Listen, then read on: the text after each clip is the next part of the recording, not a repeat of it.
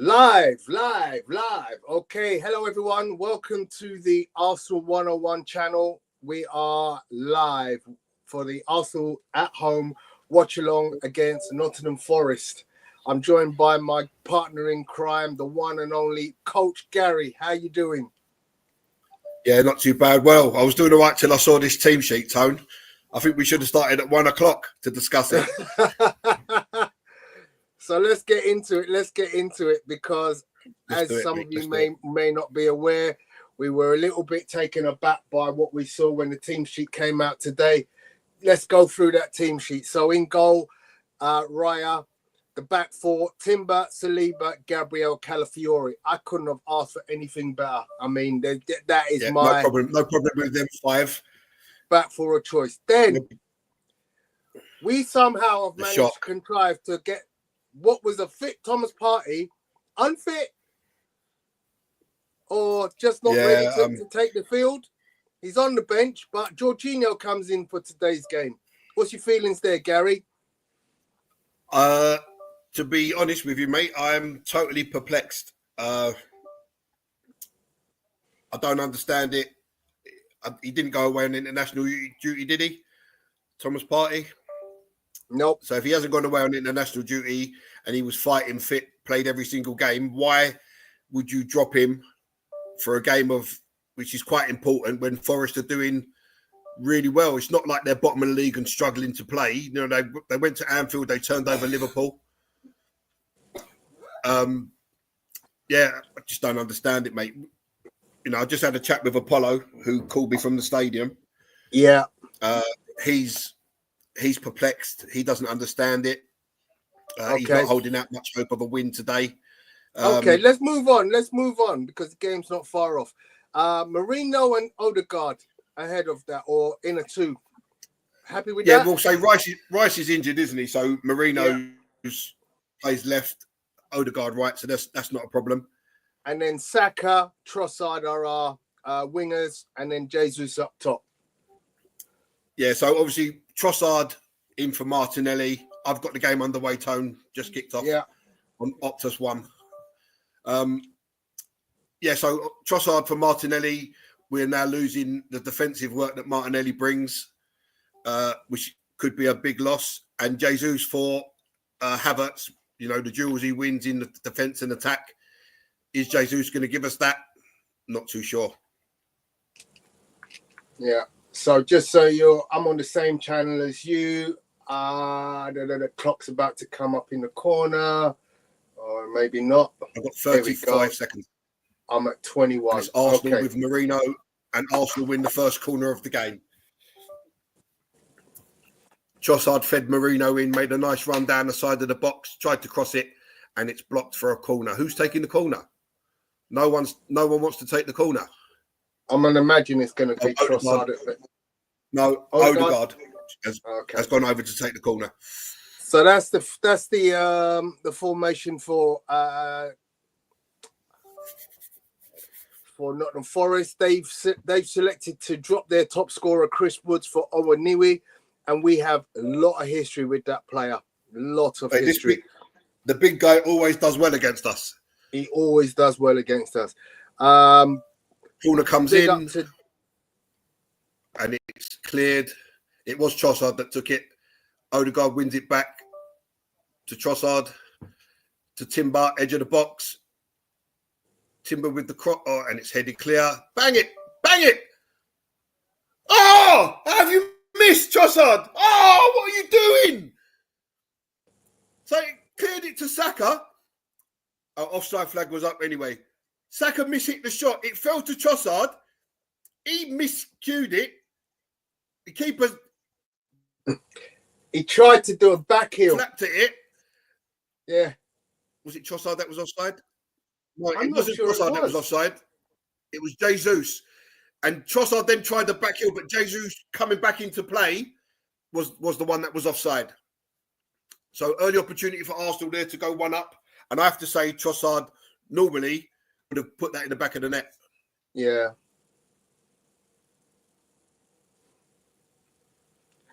So a couple of stats for us while we're early doors in the fixture. welcome, by the way, to all of our subscribers and followers today. Big up to D Dubs in the house.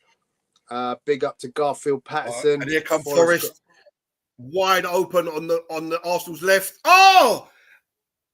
And it's Hudson-Odoi miscues from the penalty spot. And the chances that Saka comes the other way now, straight down the other end.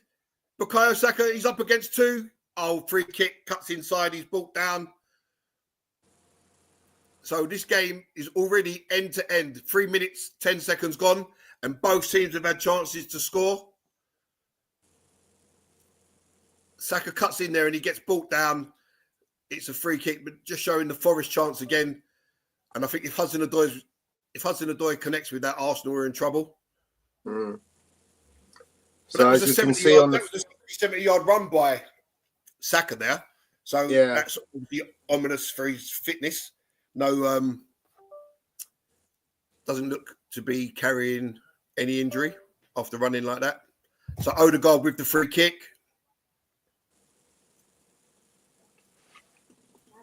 We've got the line of four at the back, all standing offside. As the free kick comes in, they'll make their way into the centre.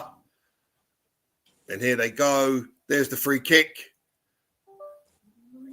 Yes! Julian Timber! Boom! It was Marino with the header. Oh, and the offside flag. Offside flag is up. Marino's off.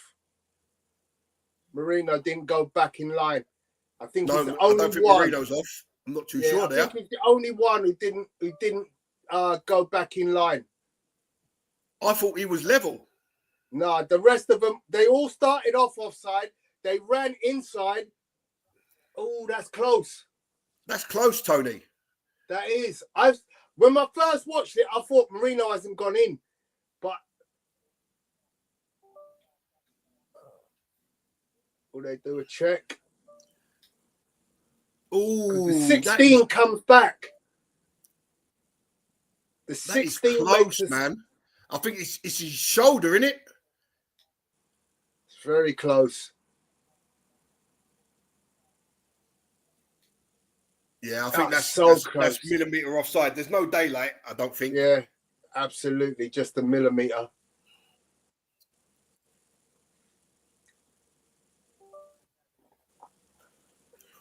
But mind you, got the boot behind.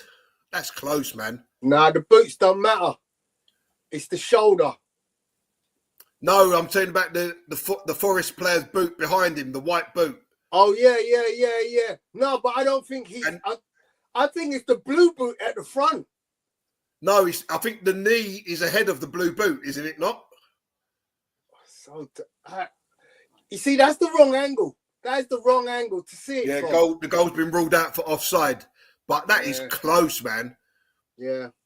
See, now, I personally, I don't think that any goal should be ruled out because he's not gaining an advantage by being 1 millimetre offside. He's not marked by anybody. That's right. Yeah. You know, to gain an advantage, there should be a clear distance between players. This is where the rule is really sort of doesn't kind of add up, you know? Yeah. They're showing on the screen the wrong angle as well because you're showing it at an angle where you can't actually see what is a straight line. You know, but how does it take this long? So he's basically level, right? He is a millimetre in front of the guy with the blue boot that you saw. Yeah. But he's not gaining an advantage because there's nobody marking him. This is where the rule needs to be tidied up, man. That angle to me is false. But, hell, it is what it is. Yeah. So decision, no goal, offside. That took about 3 minutes to decide. That was not offside. Bournemouth have 1-0 up. Oh, Brighton are 1-0 up. And that guy's Pedro. Goal at Villa as well. Oh, was he offside? He looked more offside than Mourinho. Yeah, the Forest are playing well this season. You know, they're saying they've already gone to Anfield and turned over Liverpool.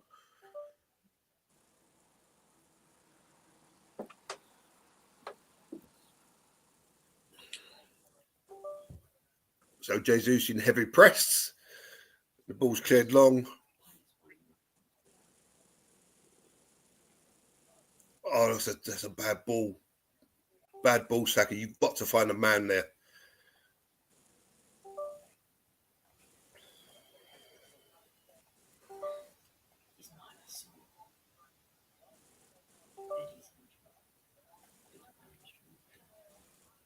Palace 1 up against Villa.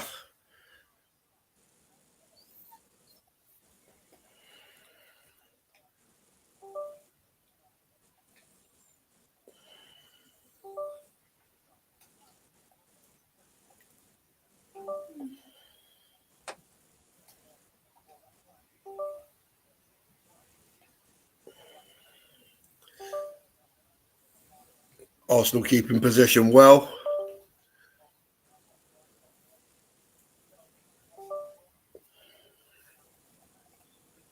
That would have been a great start time, wouldn't it, if that goal would have stood? Absolutely.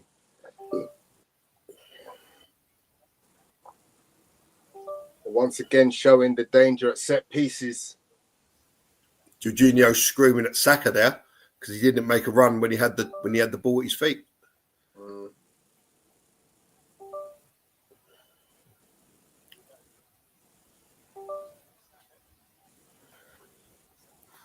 We've got to be more than just a set piece team, though. You know, you can't just rely on set pieces to score goals.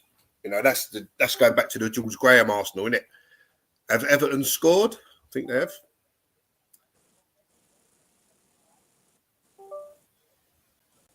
Oh, what a save! What a save from the Brentford keeper! Jesus Christ, how's he saved that?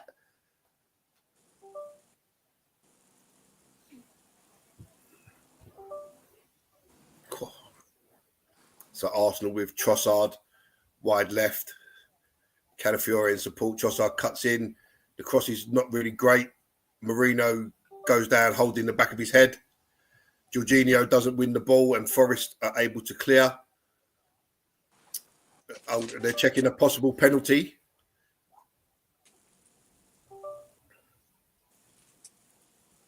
Has it been cleared?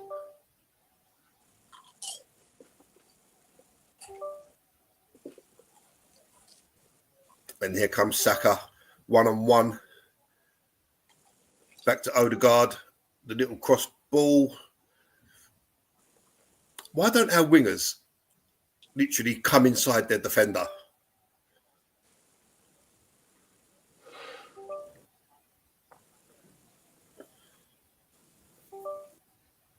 Good idea from Odegaard. Arsenal in good possession here. Forest camped out about 35 yards out from their goal.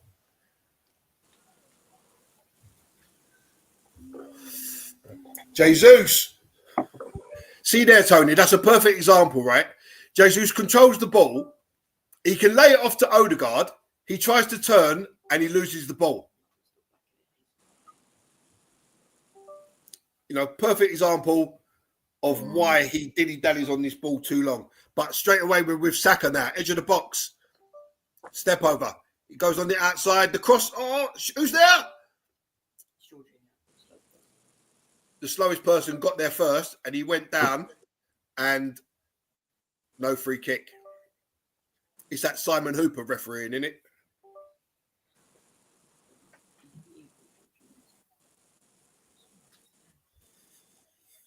It's got to be stronger there, Jorginho. I think he used all his energy to get into the ball tone. He was at top speed.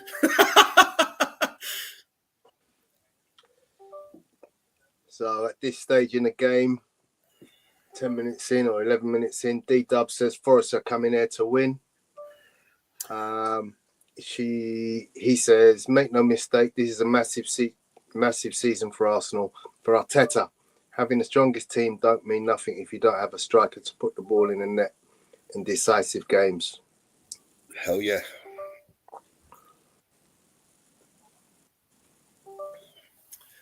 I think we know the Forest set up. They're gonna camp behind the ball, try to hit us on the break. Yeah. And maybe get something from a set piece. And so far, it's been all Arsenal, apart from the one chance that Hudson-Odoi missed. So Saka cuts back on his left foot. Jesus, oh my God. Get this guy off the pitch. It's a cross from Saka. Jesus pulls away from his man and then gets up to head it, and it comes off the top of his forehead and out for a goal kick near the corner flag.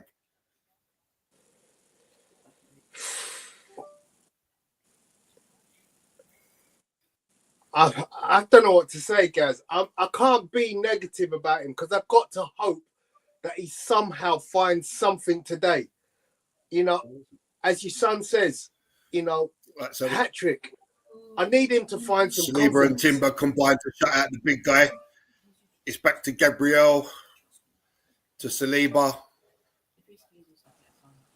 Back to Gabriel.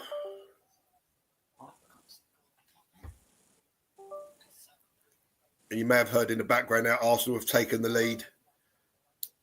It's a Bukayo Saka goal. Gabriel releases Trossard. Trossard plays Odegaard. The shot's blocked. Jorginho recycles with Saka, with Odegaard. Saka again. Oh my God. What a goal. What a goal. So Odegaard plays in Saka on the right side of the box. He dribbles the whole way across the 18-yard line to the left side of the box and then slams it back in the right corner. Oh, yeah. You beauty. Come on. That's my guys. Star boy. An excellent goal. And you know the best thing about that, Tone? So Saka scored a blinder. Jesus pulls him aside and basically saying, look, mate, when I've got the ball, you need to make a run. He's telling him. Yeah.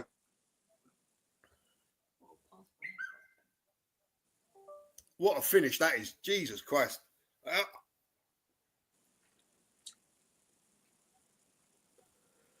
The keeper so is Odegaard with the assist. A lovely little pass, wasn't it? Round the player into the space that Bukayo Saka was running into to take two players out of that move.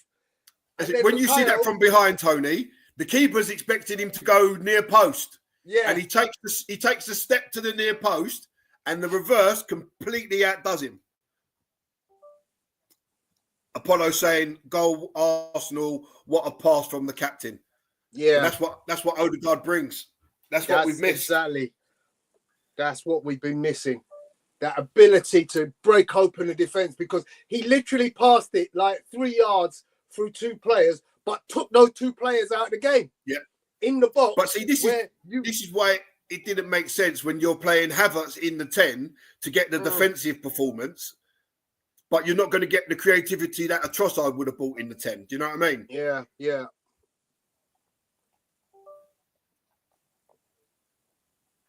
Well held on to Trossard.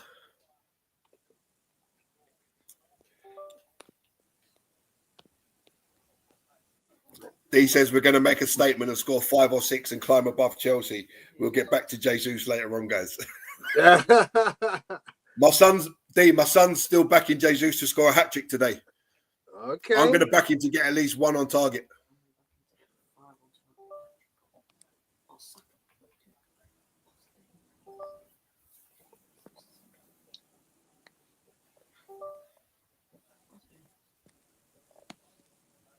So first time Forest have been behind away from home all season. Yeah. They've got a great record at the moment away from home. They've not lost a game, so... Yeah, say they haven't lost a game, have they? Yeah. But early doors, so we mustn't... Great strength. What strength from Bukayo Saka? That's mad strength. And Saliba bodies the big guy and says, get away, that's my ball. Plays it back to Raya on the halfway line.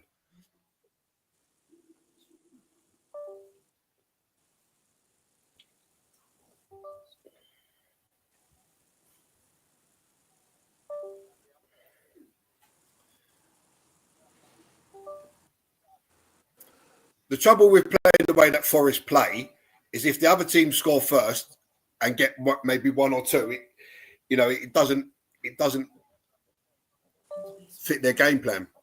And how has he missed that? Watching the Fulham game, and Raul Jimenez has just missed from 2 yards out. he's hit the crossbar.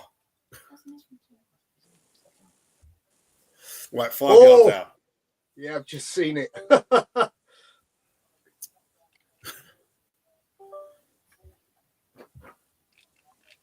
It's all Arsenal, Tone. 18 minutes. It's been all Arsenal, barring one chance for Forest. And again, Odegaard threading the ball, takes 3 players out of the game and goes on, receives it again. Oh, and the defender read the pullback. That is so unlucky, man. Saka could have been on for a second there. But lovely play from Odegaard. It's so great to see him back.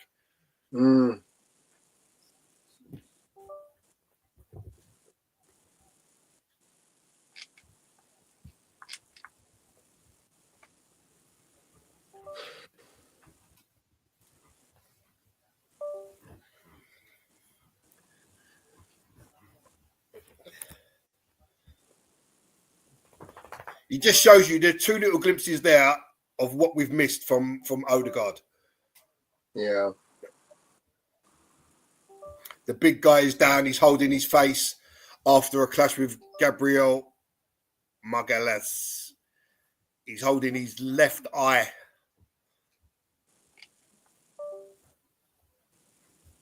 No doubt VAR will be taking a look at this because it's an Arsenal player. But someone like Joe Linton can just stroll around the pitch assaulting people at will.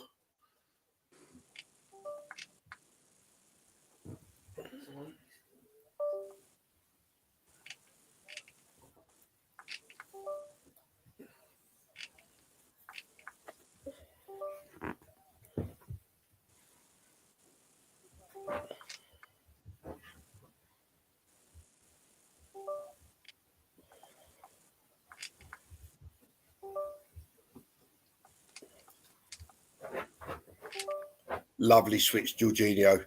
When Jorginho plays, he can play. Do you know what I mean? Yeah. Oh, what a ball from Trossard. Shoot! Oh! What a move that was. Who was offside? I think Jesus was offside from the get-go, but what a lovely ball from Trossard. Yeah, Jay. Oh, how's that offside? Are you kidding me? I think the only mistake there, when it was played back to Marino, he should have just swept it towards goal rather than taking the touch.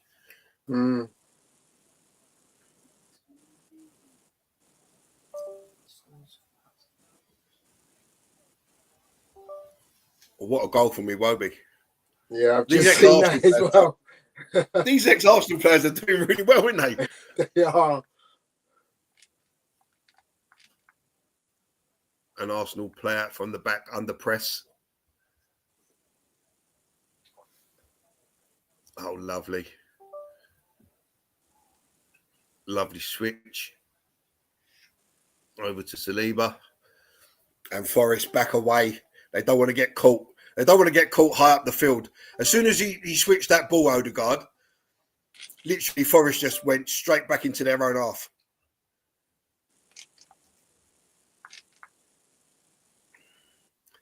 I tell you, this is on Arsenal now to go and get 2 or 3 goals. And Saka's beat his man, just in case Bertram's watching. Oh, you've got to shoot first time. Oh, it's cleared off the line. It was going in from Odegaard. He mishit the shot, but it was going in, and there was a defender just standing there, and he was able to block it, but it was definitely going in.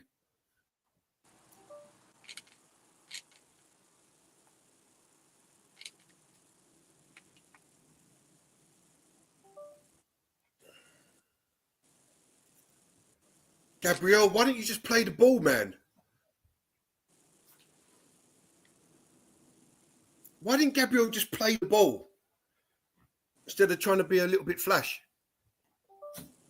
And it comes to nothing, and Arsenal win the ball back through Jorginho.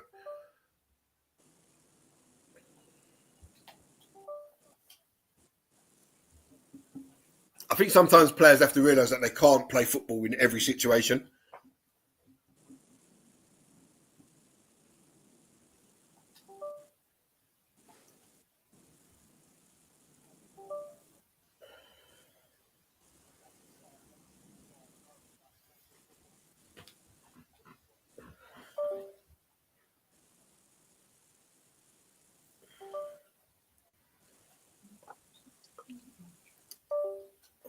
There's a little thing about the first goal, Gals, that I'm not sure if you noticed how good it was. The ball to Trossard from Gabriel was at least... I think Jorginho's going to go in the book now. Yeah, Jorginho gets a yellow card. Yeah, he needn't do that. If he's got pace, he just runs alongside him. That's what you say. Stand him up. Just stand him up. He didn't need to make the challenge because there was someone in behind. There was someone in behind him anyway. But he's afraid. You know that is. He's afraid that he's going to get beat. So he's going. He was never going to catch a Langa, but Gabriel Jesus was sort of like right behind him. Who could have carried on running. You know, he's took one for the team, knowing like I'd rather take a card than allow the player to run past me.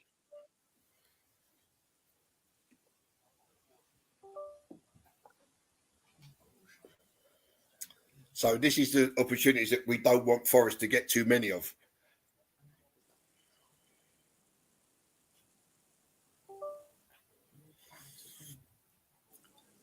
Oh, they got James Ward-Prowse in their team as well. Oh, yeah. He can deliver a ball, this guy. Yeah, he's a great striker of dead ball. And that's a great free kick, and Forest head it over the bar.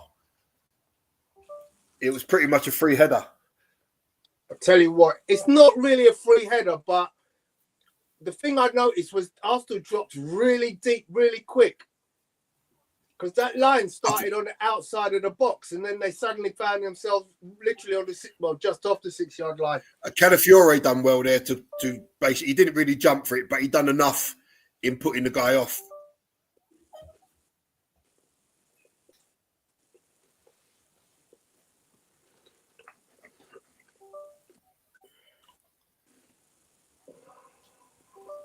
That's way too much on that, man.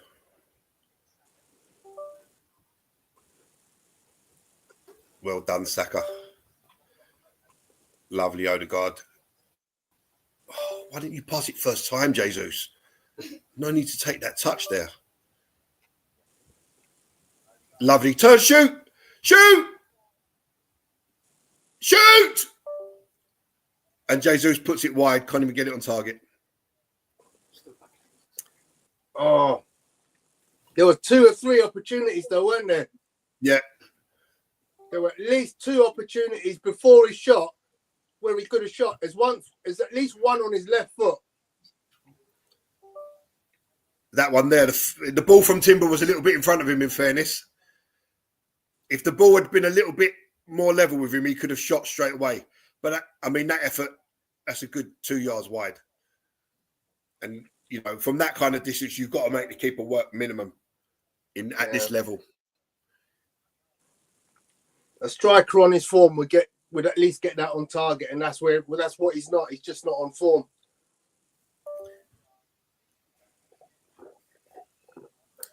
I know it's hard. Like if you're not playing, it is hard to sort of hit the ground running. But them chances there, you've got to make the keeper work. Odegaard in press.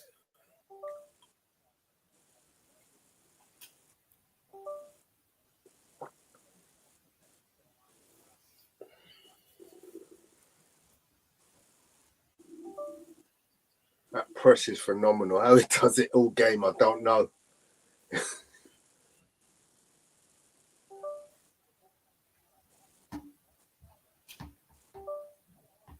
Brentford keeper's pulled off another great save. So Arsenal very comfortable in possession. Forest are not overly pressing. I think they know if they go hell for leather press, they're going to get beat out. So what control from Trossard? And just as I say that, the referee says it's a throw.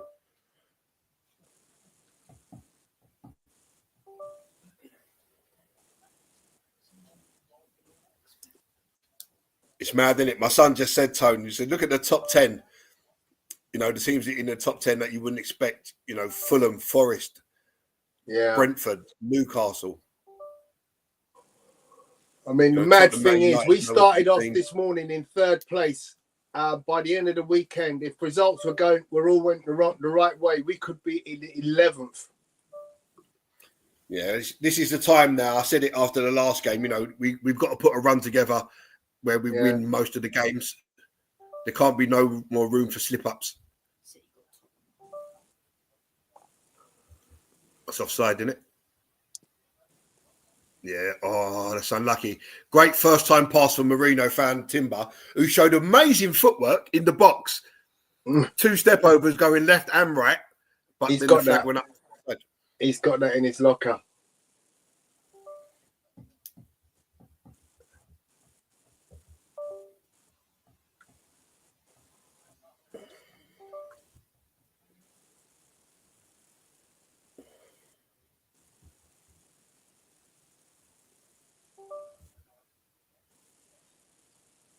Hoofball.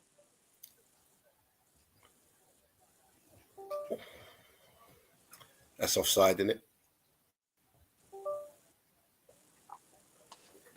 Foul. Oh, what a save. What a save that is from Dean Henderson. How's he held it? God. Seen a couple of blinding saves already, Tone.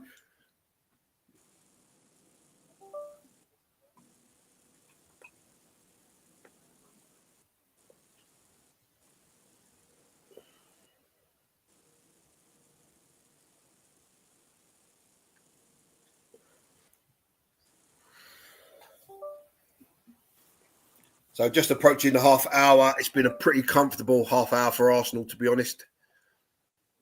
Had one disallowed, scored one, may have had another one.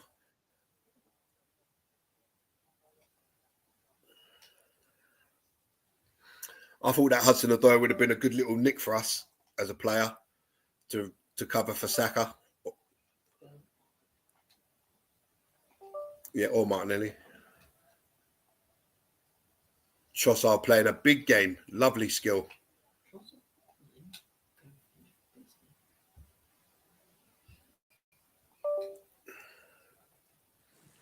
Yeah, we need a performance from Trossard, to be honest. I noticed in this half, Arsenal are knocking the ball across a lot more than what they normally would. Do you know what I mean? Going from left to right rather than just playing down left or right. Saliba strong against the big guy. Wins the free kick. Arsenal take it quickly.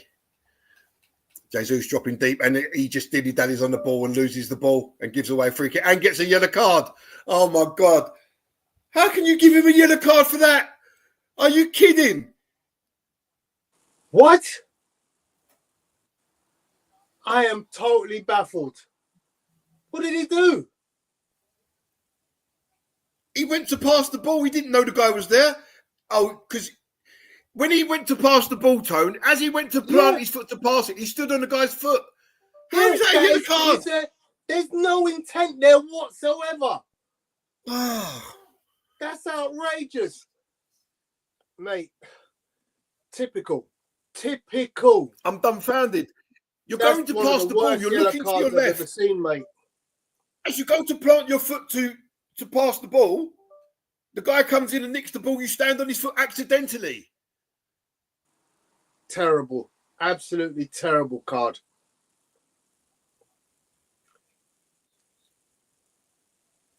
And Forest come on the break now down our left-hand side. It's with Elanga. Calafiore stands him up.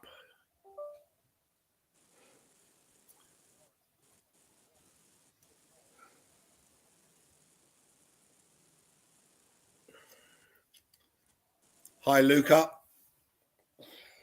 Luca Talks ball just entered the chat. And it's headed out. Big up to Luca in the house. And Jorginho dilly-dallies on the ball and gets it nicked off his toe. That's where he lets himself down, Jorginho. He's a bit too slow.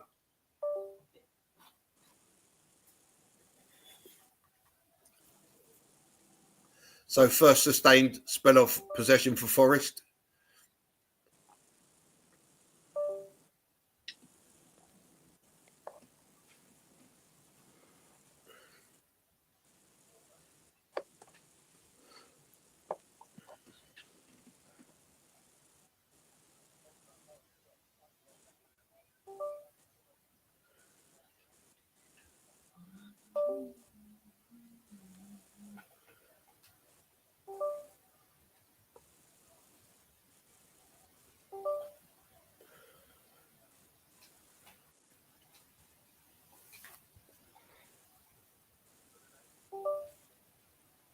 And the ball's out of play for a throw to Arsenal right down by their corner flag. So 73% possession for Arsenal in opening 33 minutes, 6 attempts to Forest's 1.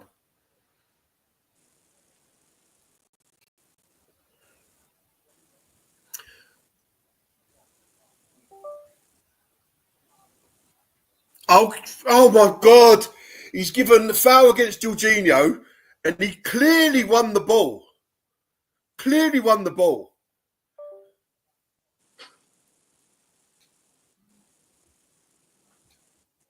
He can't argue because he's on a yellow, so all he done was reach round and trap the ball against the Forest player's foot and he went down screaming.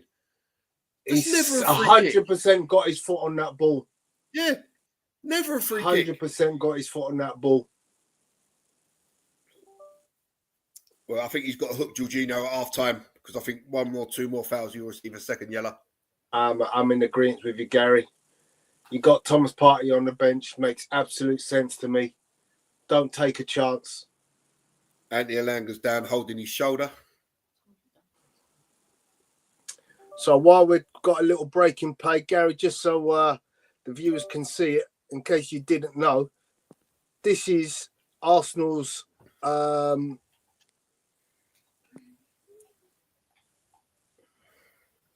first 11 games. We travelled 715 miles. Our next 11 games, 128. That's a massive difference, isn't it? That's a massive difference.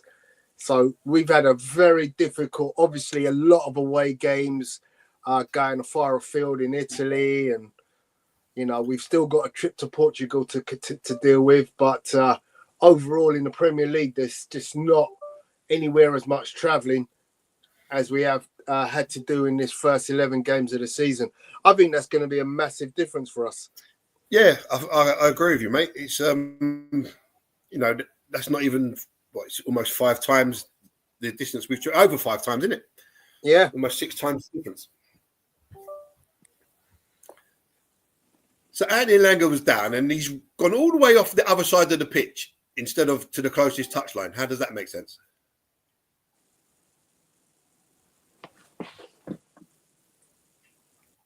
So James Ward-Prowse.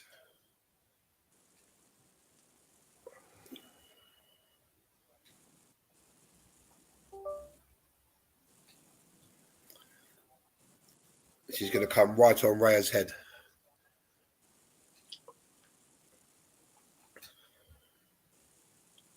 So a lot of rain falling, ball very slippery. Yeah, it's come to nothing. It was a header from 18 yards out, which went way past the post. Yeah, the ball was behind him. The ball was behind the player, so he almost had to contort his neck to even get it to go towards the goal. And as a result, it's nowhere near the goal.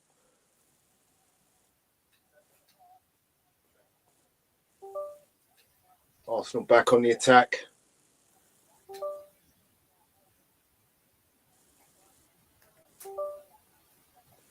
Bukayo Saka's seen a lot of ball this game.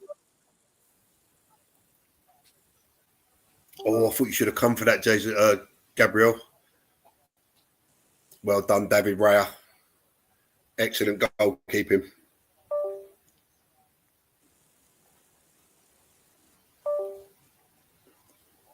And Odegaard, lovely touch. First time pass. He's so sublime, isn't he? He's just the weight of pass is beautiful. Yeah. One touch killed the ball. The next touch passed the ball.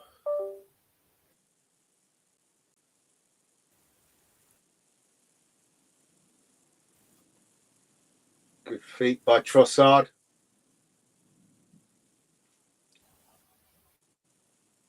Trossard. Corner.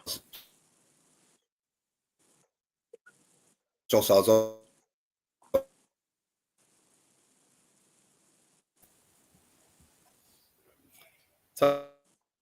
Where you gone, man? So I might be struggling a little bit. I think I've had some issues with my internet of late, so it just seems to duck in and out occasionally. interesting. It's only mine's been playing up the last couple of days as well. It only seems to affect StreamYard because my my stream is perfect. Everything else that's accessing internet seems to be okay. Just So seems Saka to with the affect. corner.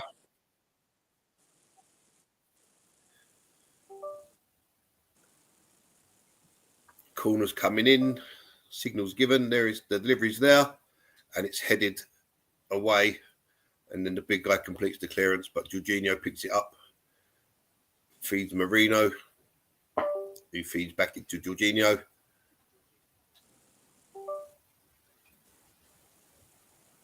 And who was back on the halfway line? Martin Odegaard. Dropped all the way back to the halfway line, just in case the break was on. And Trossard wins the ball back well. Saka comes again. He frees Timber, who no one in the middle. Look. Why aren't you shot, Jay? Oh, Saka, you've done the Jesus, man. Oh! And it's a corner Arsenal. But when Timber plays that ball back to Saka, he's got to shoot. Yeah. There was no need for the second touch or the third touch. Right there, hit it. What was you waiting for?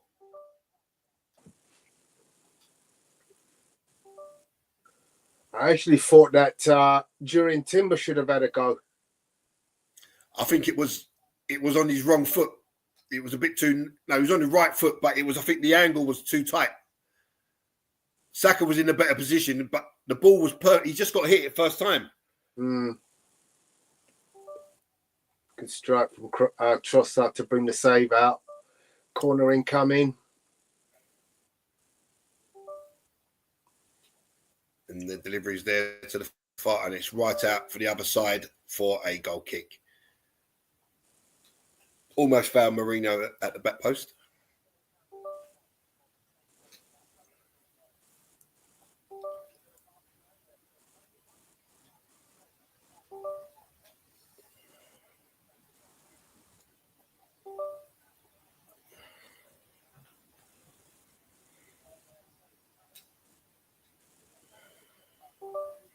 Good press from Jurrien Timber.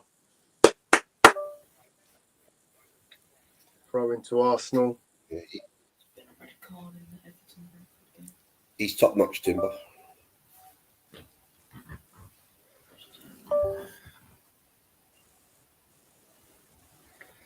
You know, I think when the team's had all this possession and chances, I think you want to be further than 1-0 up, right? Yeah. You got to take more chances shooting. You know, we've seen Jesus not pull the trigger. What's interesting to me is the left side of the pitch between Marino and Campbell. Oh, no, the guard. Oh, I love it. Oh, what a save from the keeper from Saka. But when you see him hit this shot, Tone, you think to yourself, why didn't he do that 2 minutes ago? Yeah, first time. Right. Laid back from Jesus, first time shot, brings the save from the keeper. It's a really good save. But where was that 2 minutes ago when you're in the centre of the goal? Yeah. The spin from Odegaard was sublime. I think he gets up in the morning, sublime Odegaard. just glides out of bed, you know, without his feet touching the floor.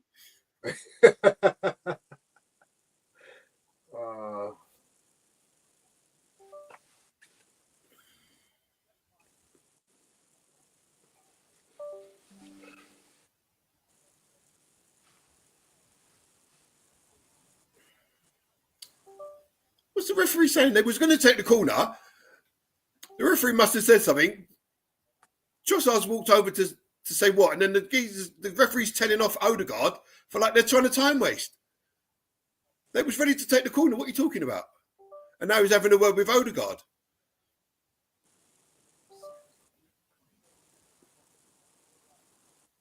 Well, like he's not allowed to stand right next to the corner taker. That makes no sense. No, he's something to do with Trossard, Tony, because he's had another word with Odegaard after when the ball goes out for the second corner.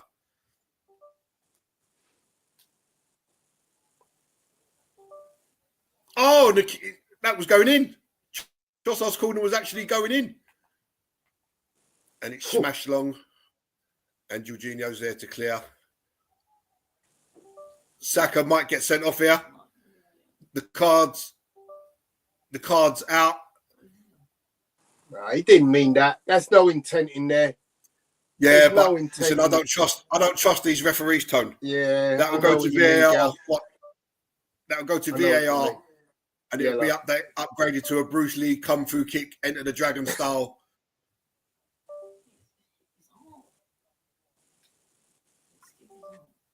Oh, do you know what? He didn't even touch him. That's what I was going to say. He didn't even touch him. He won the ball, and as soon as he tipped the ball, he pulled his foot back. He pulled his foot and it went by the side of him. I wish they could go back to VAR and go, no contact, take the yellow card away. But will they do that? Hell no. That's mad. I'm sorry. It looked like he kicked him in the head.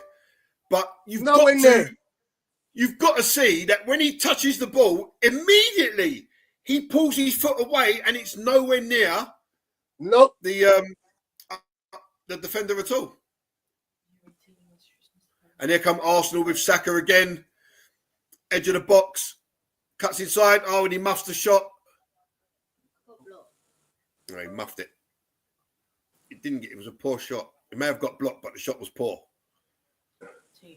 I think if the player doesn't block it, it probably gets a squeeze in the corner, mate. I don't know. I think that was rolling so slow. I think even Jorginho could have caught that from the halfway line. Gary. Team has just missed penalty now. Palace have gone up there and scored. Oh, so I'm being told that Tielemans has missed a penalty for Villa and Palace have gone right down the other end and scored. So 5 minutes added on. Oh, that's a lot. Andrew Roach. What, go on, Andrew? Yes, big up the Bajan boy. What's going on, Banner? I'll just say shout out to Emerson today, who's not with us today. Hope everything's okay, Emerson. And I hope you're feeling all right, brother. Big up to them.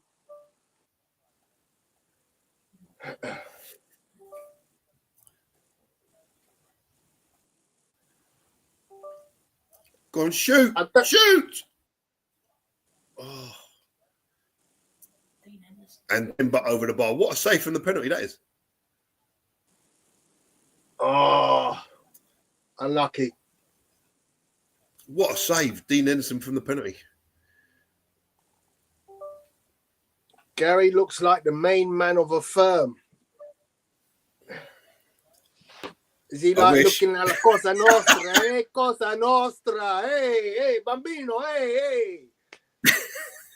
Give me a little bit, Gary. Hey. You wake up with the horse's head in your bed. Oh, what's the ball that is? Jesus Christ. And this.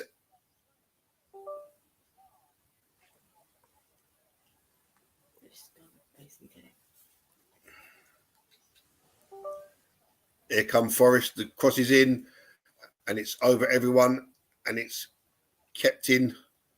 No, it's not. It was kept in, but as he kept it in, he put it out. If that makes sense. Yeah.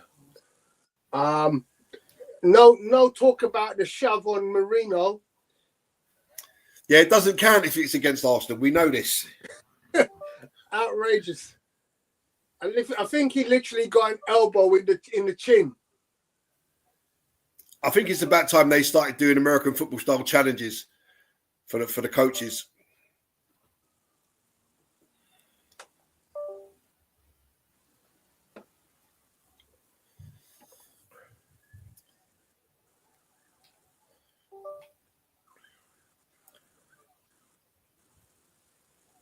Go on, Calafiore. Go on, son. Gallop. Muffed that, didn't he? So that's a shot. No, so that's not a yellow card offence anymore. That's fine. No problem.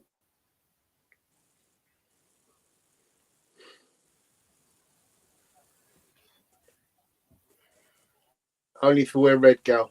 Only if you wear red. So 3 minutes to the 5-headed on an up. Saka's like, what the hell was that, Jorginho?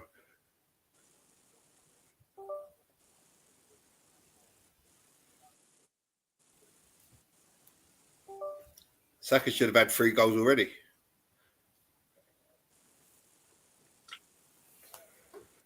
Yeah, I was saying, Gal, I think the player that's so far been very quiet. I mean, the whole left-hand side between Trossard, Calafiori and Marino, not quite found any form as yet, not being able to create anything from that left-hand side of the pitch.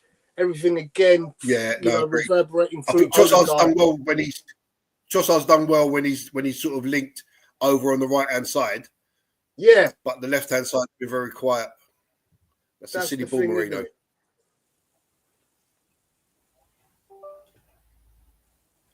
So that's a late foul on Trossard as he clears the ball, and it's a yellow card for the Forest player. Finally. For their right back, Aina, or whatever his name is. Aina, whatever, I don't know how you say it.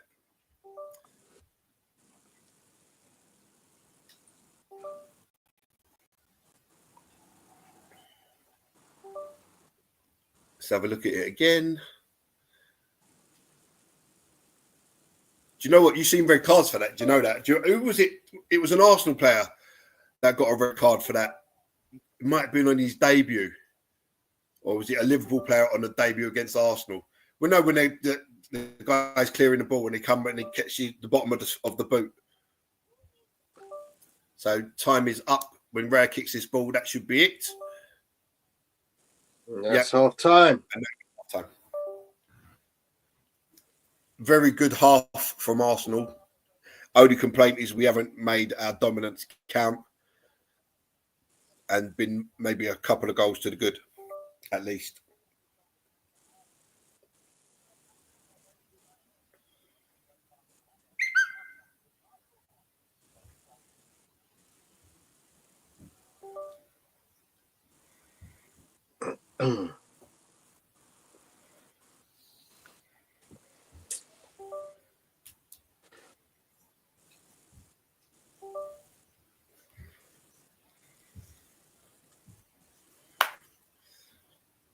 So we'll just go over the halftime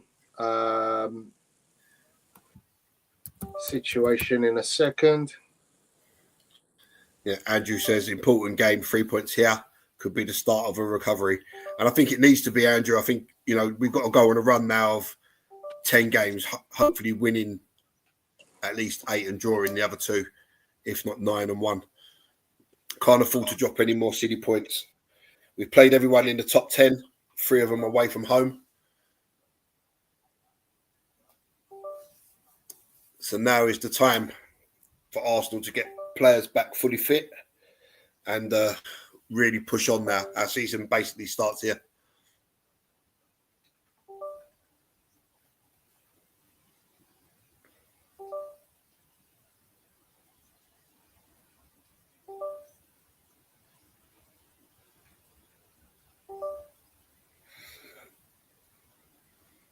So this is the situation at half time.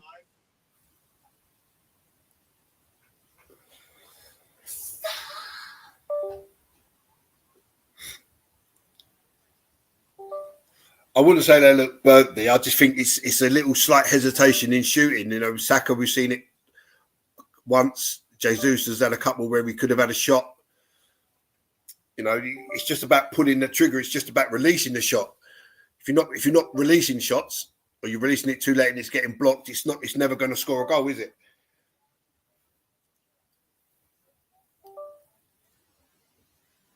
But I do agree. I'm in that camp now where someone like a Gokeres or an Osman would score a bundle of goals in this team.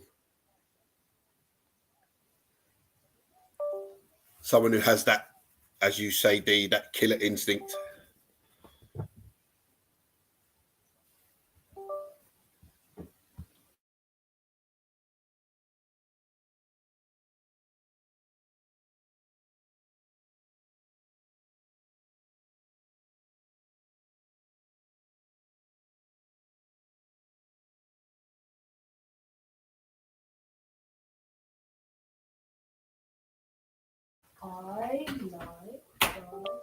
Do you want to just take us through the halftime results, Gary? Yeah, so at halftime in other games, we had the early kickoff. Chelsea beat Leicester 2-1. Brighton Bournemouth is currently 1-0 to Brighton. Arsenal obviously won up against Forest. Villa 2-1 down at home to Crystal Palace. In that game, we know Villa missed a penalty and Palace went down the other end and straight away and made it 2-1. I may say Dean Henderson with two brilliant saves in that game for Crystal Palace. Everton Brentford 0-0 and Fulham Wolves is 1-1 and Wolves scored a really, really good goal in that game. What's his name? Cunha, isn't it? Mateus Cunha. Another striker that Arsenal could probably be looking at. Seems to score goals for fun in a quite a bad team.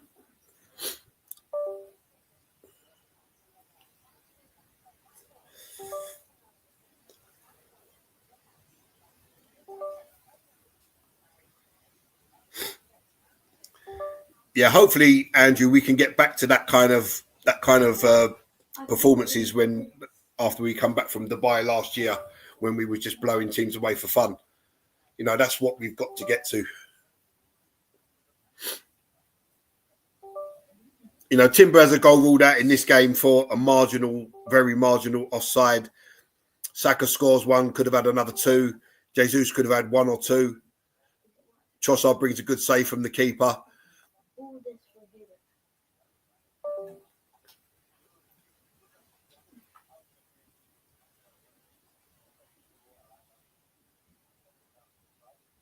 Just showing the Saka goal again. That is some finish. To reverse it from there,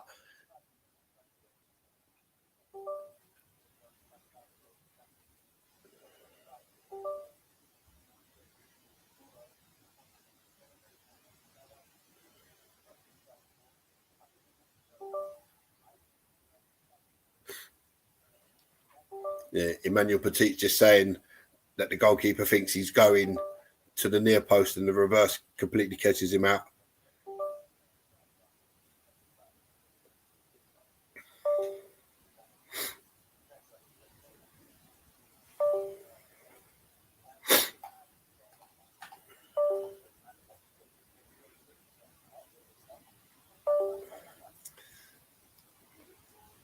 So D saying back to Andrew, not interested in last season, Andrew. But if you want to go there, Arteta not bringing in a striker like Tony on loan in January cost us not only the league, but to go further in the Champions League. Wasn't Tony banned? Or did he come back in January? I know he was banned. I'm not sure when his ban came back, D.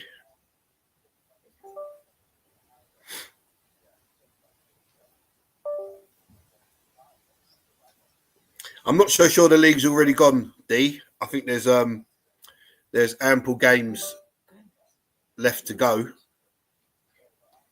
It's all about Arsenal putting runs together. You know, if you put a run together where you're playing the so-called Leicester teams and you're winning a majority of them games, if not all of them, you know, Liverpool lose or draw a couple, you know, you're right back in the mix. City are not looking that strong. And, you know, they're without Rodri for the rest of the season. He's a massive player for them. So I think there is plenty of opportunity to get back into contention. It's all on us. It depends what we want to do. If we go out there and we keep mucking about and not winning games, not performing, then you're not gonna get anywhere near it. The performance in this first half has been really good, but what's the only thing that's missing is that second or third goal, which we should have had in this half. I think what's important to recognise as well, guys, is listen, we win today, we're 1 point behind City. 1 point. And they've got Tottenham at R5, haven't they? And they got Tottenham, a team that have been known to turn them over. Yeah. Now, guaranteed, if Tottenham win and we win, and we're 1 point behind City, despite the fact that Liverpool could still maintain their gap, everyone will turn around and say, oh, Arsenal are in this after one game. So imagine we got a nice run of fixtures right now up until Christmas. and we go on a win streak.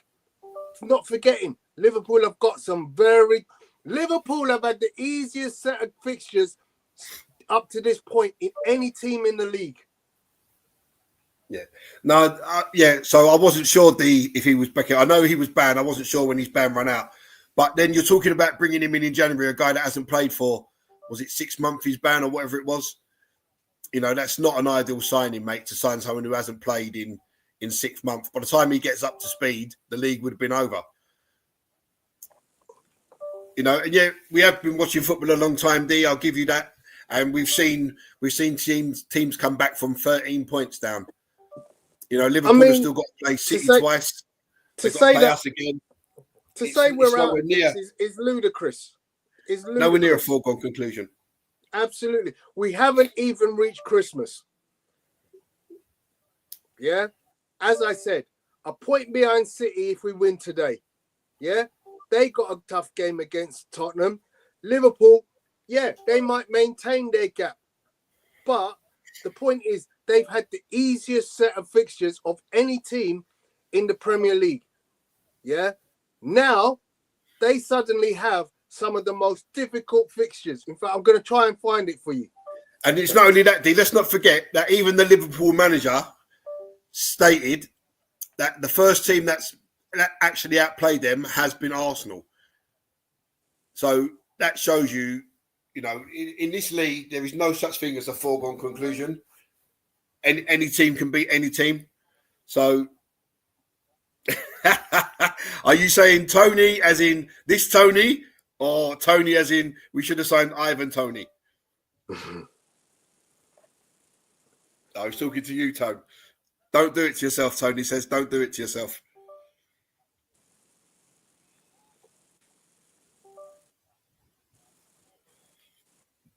Stop what, D? I'm just talking truth, mate. No one's kidding ourselves. What we're saying is, with 11 games gone, you can't say the league is over. Like Tony said, we haven't even reached Christmas yet. We're still a month out from Christmas. It's coming. Watch this. Every team is going to go through a bad patch, right? Every team is going to pick up injuries and suspensions. It's how they deal with the injuries and suspensions.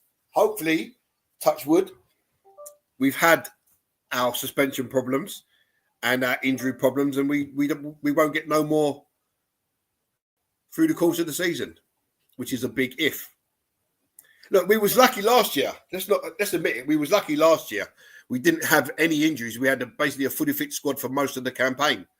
We was missing like a few, like Jesus, but he's not really. He doesn't really do anything when he's there anyway. So it's not. Even though you're missing him, you're not really missing him. All right, let's talk about this. So let's look at Liverpool's fixtures. Southampton away tomorrow. Southampton, not an easy place to go. But guess what happens next? You're at home to Man City. Then what happens? You go away to Newcastle, away to Everton, home to Fulham, should be an easy one, away to Tottenham. Guess who's done all them fixtures? We have. Yeah? Yep. You know, and don't forget, we were seconds from beating City. Seconds from beating City at their place. And you look at our fixtures in comparison. Home to Man United. Away to Fulham. Home to Everton. Away to Palace. As I said, we ain't going anywhere. Our biggest trip is... What is it? Our biggest trip is Crystal Palace. South of the river. That's our biggest trip. Yeah. We ain't going nowhere. We've got creature comforts up until December 21st. So, sorry, D. If you think the season is over already and the league is done, wait, wobble your head, mate. Wobble your head. I'll tell you what. If you want to put a wager on it, yeah, and tell me that by Christmas, league done, I'll give you 3-1. Put your money down. If the fixtures are completely no matter what can happen, fixture is over by Christmas, I'll give you 3-1. D, I'm not a betting man, but it sounds like you've got to take that bet, my friend. If he jumps up with £1 million on the table, Tony, you're in trouble, isn't it? I need to see the million. You're into that. You're into that overdraft, my friend. Right. So D's saying, yeah, I brought up Gabby Jesus. Whose fault is it that he's here? Well, listen, he was signed by Arteta, and when he came, let's have it right. When he came, Jesus uplifted the place, right? Would you say that, Tone? When Jesus first signed, he uplifted the place? Undoubtedly. You know, he was scoring goals. Even if he wasn't scoring goals, he was providing assists. He done well. Somewhere along the line, that Jesus is not currently in the building or not on the pitch. But if he was to get back to that, Jesus would be a squad player because Havertz is in front of him. I would rather have Martinelli through the middle than Jesus. But there is a if he can get back to what he was when he first came. Yes, he suffers. Thomas Partey's on. And he can't keep fit. Said, so Gary. I think we move him on in our January. Manager doesn't make a change early.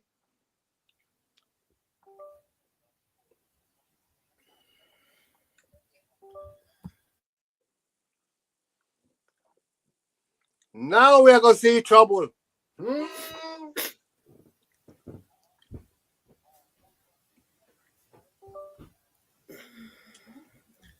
Andrew says, if Arsenal do not win the league this season, do you suggest we find out where Kroenke lives and threaten him to get a striker demanded?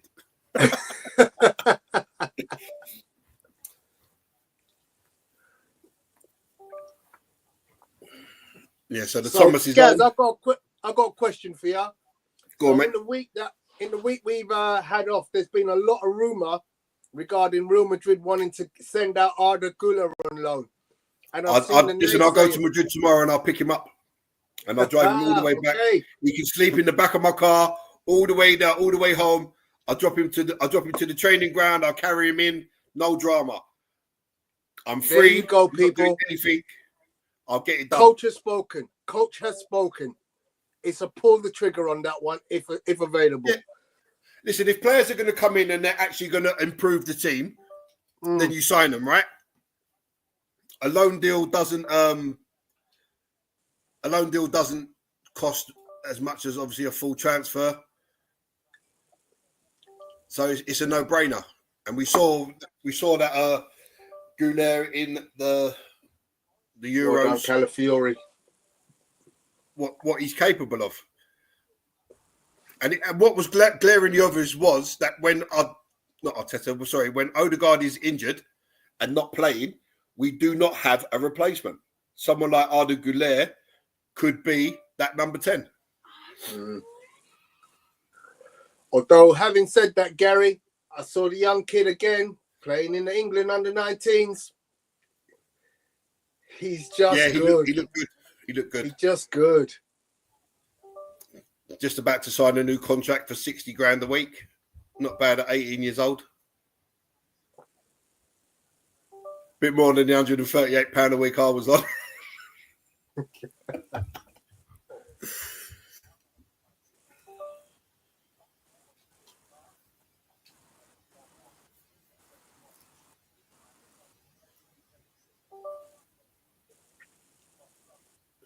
Too deep, Odegaard. So Marino frees Saka. Saka runs at his man, cuts inside, gives it to Marino. Lovely little through ball. Timber refuses to cross it. Plays it back to Saliba. Saliba into Odegaard. Odegaard fakes a pass about 4 times there. Lovely turn. Oh, God, this guy. Oh, they're so unlucky, man. So unlucky.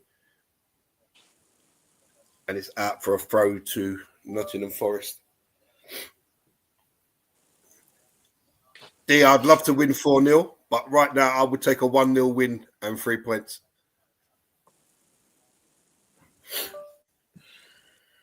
Yeah, let's not forget, D, that Nottingham Forest at the start this morning were third in the table. They're third for a reason. Whoa.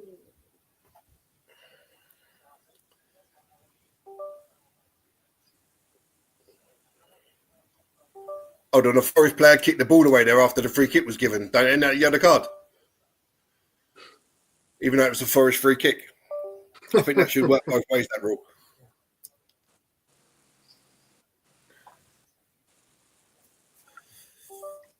And Forest signed Ruben Neves. I swear I just saw Ruben Neves on the... Oh, that's a yellow card, ref. You can't do that. You can't just pull someone to the ground by their neck. Horse collar challenge. 10 yards. But you can't do that, Tony. It's a horse collar, Gary. It's 10 yards. That's virtually an assault. No, you're right. You're right. It's Arsenal. I can't even say it anymore. I'll wind myself up if I say it. Nottm has just put Brighton 2-0 up. Lovely goal, man. That João Pedro, he's offside there. That's going to have to be ruled out. Shoulder, he leant forward. But this João Pedro, I like this João Pedro. I think it wasn't Apollo that was talking about João Pedro. And I was like, nah, not this guy. But watching him play, I think he's an upgrade on Gabriel Jesus. That's for sure.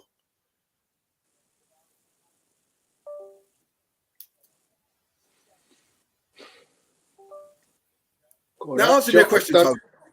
So what's the difference between pulling someone's shirt and getting a yellow card or grabbing their shirt and yanking them to the ground and not getting a yellow card? It's pure foolishness.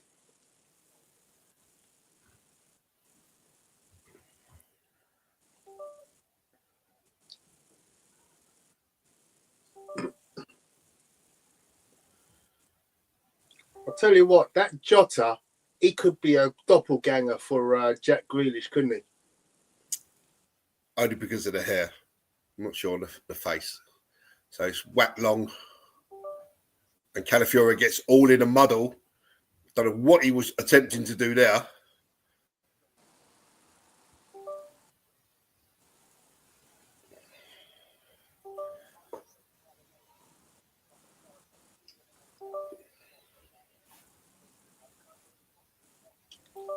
Even facially, Gary, I think he looks like Grealish. Yeah, so Forest have a throw coming in.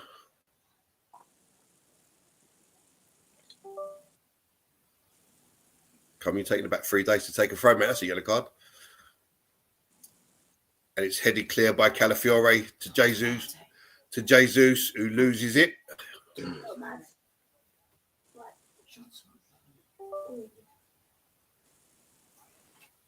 And it's crossed and it's plucked out the air by David Raya, who juggled it, but held on to it. And bang, off it goes.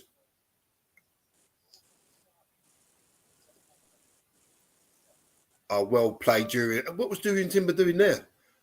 Oh, lovely Odegaard. Reverse pass to Saka. That little drop shoulder was lovely from Saka back to Odegaard. Thomas Partey. Hey! Thomas Partey! 2-0. 20-odd yards into the far corner of the net. Get in! I told you. Bring Thomas Partey. The assist goes to Bukayo Saka. Let's go. Let's go. Come on. I said it. Bring him back. Thank you.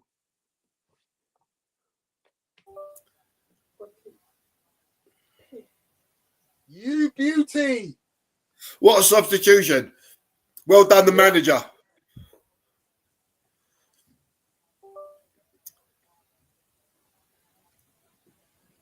One touch, bang. It's got to be 23 yard into the far corner. And guess who gets another assist?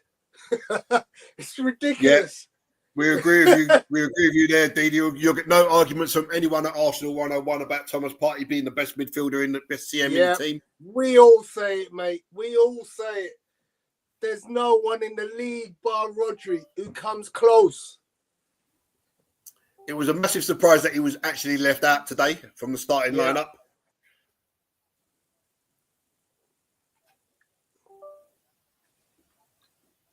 That's Thomas.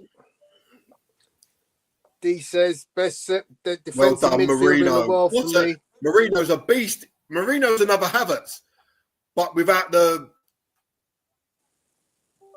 I don't know, not the physicality. I don't know how to describe it, but he's just like Havertz in the challenges, man, in the duels. He wins tackles and he breaks stuff up. I don't know if he's as athletic as Havertz. That's the word I'm looking for. Jesus is too easily robbed. He's too easily robbed. His protection of the ball is atrocious.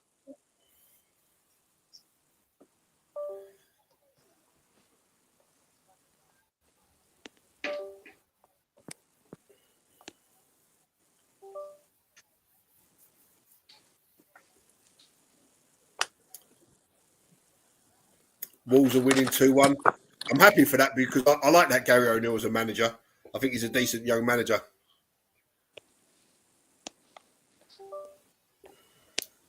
Here come Forest again. And Thomas Partey breaks it up. And it was Marino that gave it away. Didn't need to make that pass. Didn't need to make that pass. You could have just knocked it out wide to Trossard, who was completely unmarked. And well done, Calafiore.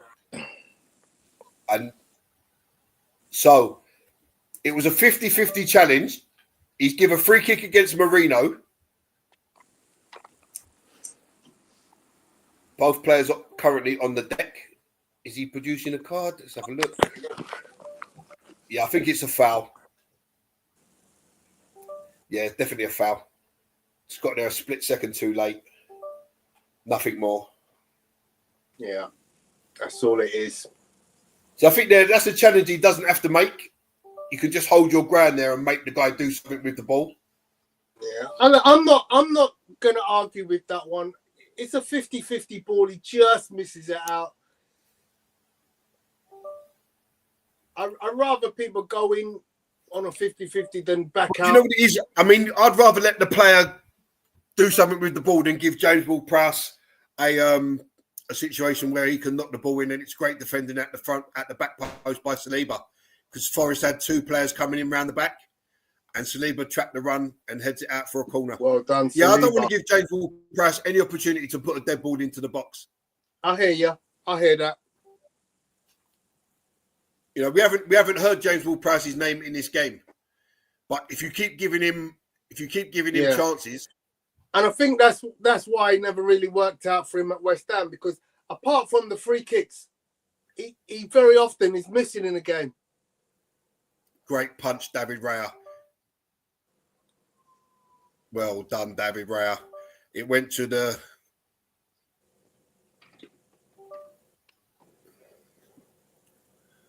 That's it. Just calm it down.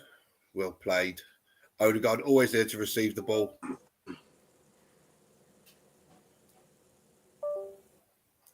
So Trossard is now playing in Saka's position, and Saka's inside.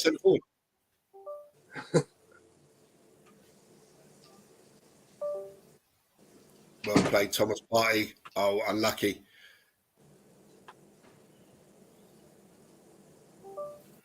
Oh, yeah. Great ball, Partey. Unfortunate, the cross went straight to the keeper from Trossard. But to be honest, there was no one in the middle, Tony, anyway. Jesus was at the far post and Saka was on the edge of the 6-yard box. So there was no one in the middle. That's where a good striker, as you always say, Gary, good strikers run towards the near post. Yep.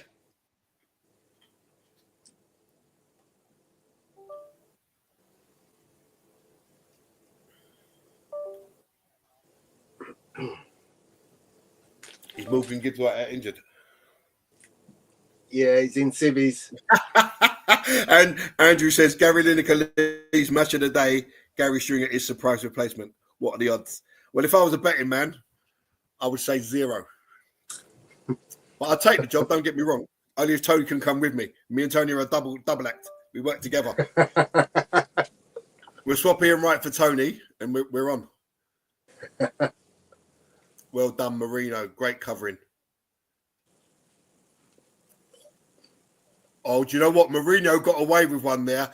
He's turned to play the ball back to Gabriel, and he kind of muffed the pass. I know he got a kick in the back of the calf. Yeah, I was gonna say, Gaz, he got a kick, mate. I thought it looked like he just muffed the shot, muffed the pass.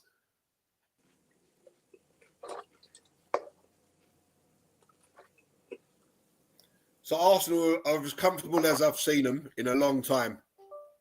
2 goals to the good, absolutely cruising. Our only downfall can be ourselves.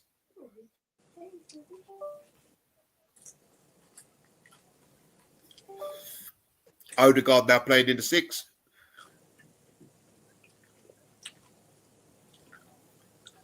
If Cranky is watching, I hope you're well, Cranky. Be interested to see What your a ball, feelings Odegaard. about. Stop it, Odegaard. Oh, my God.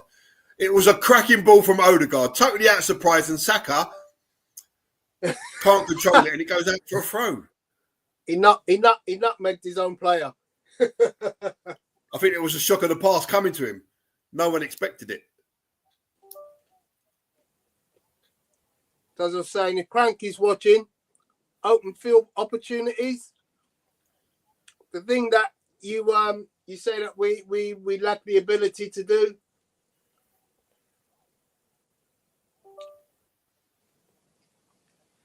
I think we put that one to rest today. It's all to do with having that man back, and it's all to do with having Odegaard back in the team. He just makes everything tick. The press, the forward play, the passing through the lines.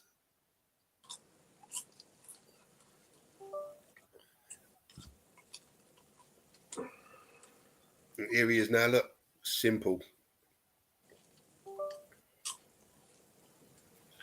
Get back in your box, Raya. What are you doing out there? There's no need for you to be there at all, standing beside Gabriel.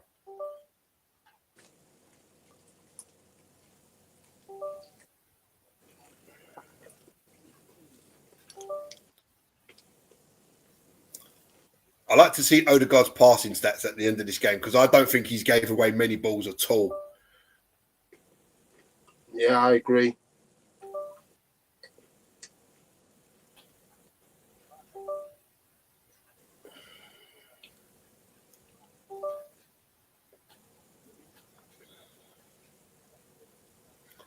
Odegaard wants the ball all the time, man. Look at that. Another little disguised pass. Oh, and Marino's ball's too much on it. And he can't find Odegaard, and here come Forest. Jesus back defending in the right back spot.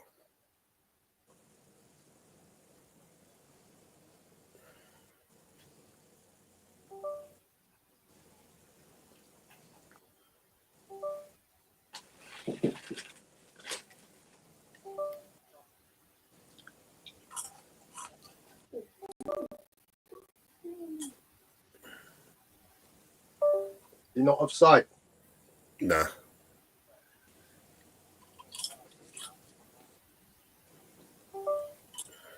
Someone needs to go out there. They've got 3 men out there and there's only 2 players covering. In fact, there's 4 players in a square with 3 players. They switched it over to the other side now, time.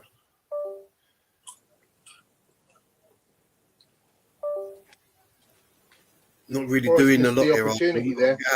Get out and press the ball, man. Come on, Jesus, go and press the ball.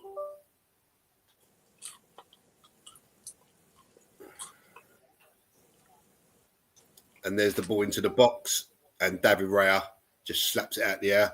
Releases it quick to Odegaard, who gives it to Timber, who burst past him.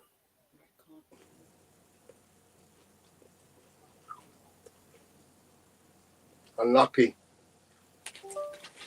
And Forrest come back again.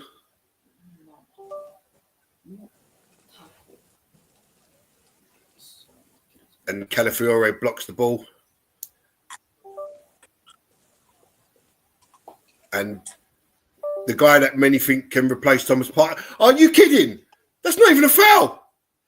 Oh my God, Tony! What's his second yellow card for that believer at Brighton?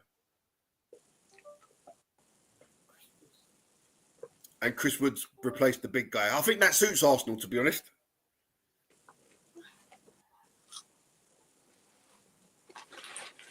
Did you see You the got me Brighton one, worried Tone? there, Gal. You got me No, did worried you- there, Gal. I'm thinking, how the hell? What? Who's got a yellow card again? No, it was in the Brighton game, but that was never a foul. He didn't do anything. You didn't say that, Gal. You didn't say that. I was getting worried. I'm like, what the hell? I'm sure I said that Belieber. Check out the second yellow for Belieber from Brighton. And Chris Wood wins his first header and puts it 6 yards wide. Or more.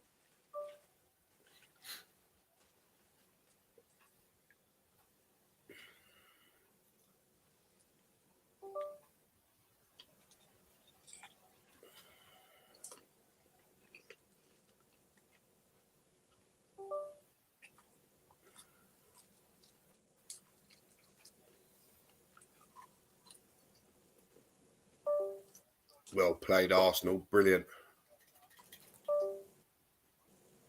Odegaard's just having too much fun, Tony, out here.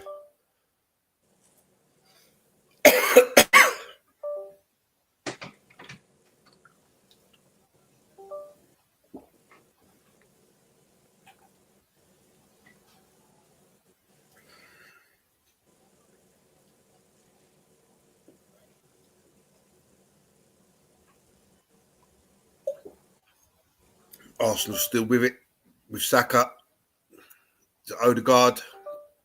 Oh! And it's intercepted just before it reached Trossard.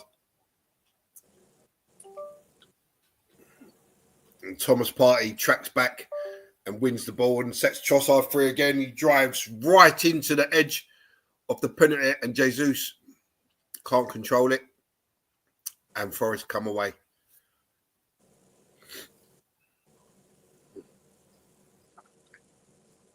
Love that Thomas turned on the afterburners there to just catch up and get that interception.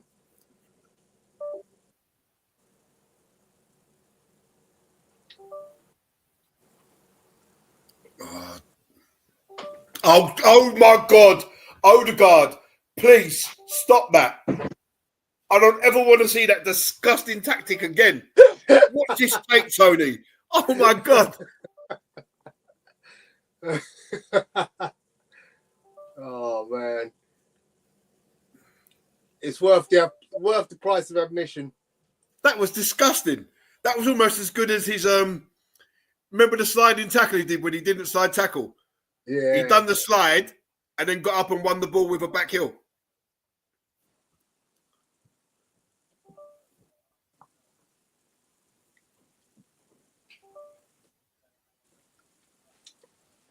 And Calafiore bursting forward now. Trossard's playing the 8. Yeah, he's kind of, they kind of had a little swap around, didn't they?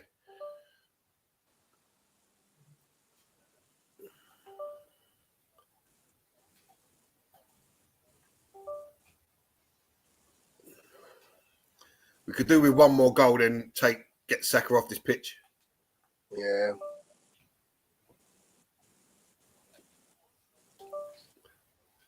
Oh, Marino again. Well played, Calafiore. Oh, Jesus, you should have let it go, man. And it's Marino over the bar. So Zinchenko is getting spoken to by Arteta. Wow. I mean, and it's a lengthy conversation. It kind of, you want to take advantage of the dominance that we got with the ball, and Calafiore currently hasn't really, sort of made his name in this game. I think he's first game back from injury. He has struggled a little bit. Yeah. But again, it's when you've been out for a few weeks to come back in and pick up the pace of the game, coming in cold is not good. So Andrew says, remember all the doubts about Odegaard when he first rocked up? Not by all, mate. Not by all.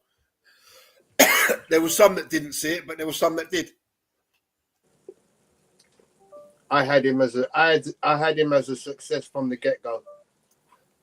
Yeah, I didn't. I was quite happy when we signed him permanently, to be honest. Yeah, me too. For 30 million, I think it's a bargain. You'll never get another transfer like for that price again for a player like that. What a ball. Trossard is involved in everything we've done. Great ball from Trossard. Cross in. Oh, well done, Thomas Partey. Proper octopus there, Thomas Partey.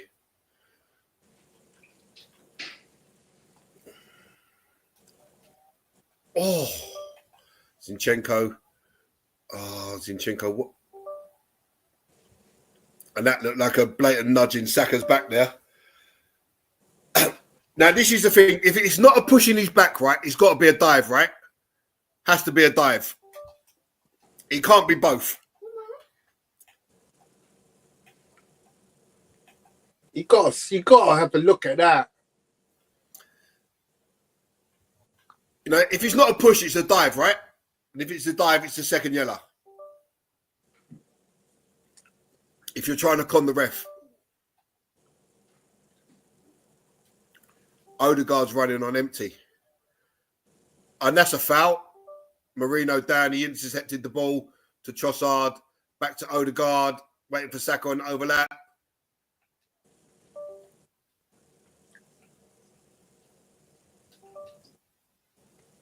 Someone shoot this damn ball. And Jesus is completely the wrong side of the defender, and the ball harmlessly goes out for a goal kick. It's just like he doesn't have an idea. It's like the most unstrikerless striker. Like, doesn't know where to be. The most unstrikerless striker. I think he wants Odegaard to play the ball to where he was running. And Odegaard put it into a decent area. Uh-oh. And Raya's out to back it to bail out Zinchenko, who was beat all ends up by Doppelganger Jack, as we're calling him now. Yeah, that's the one. He's even got them rolled down socks, just like Jack. The Alice band. He probably starred himself on the Portuguese Jack Grealish. Yeah.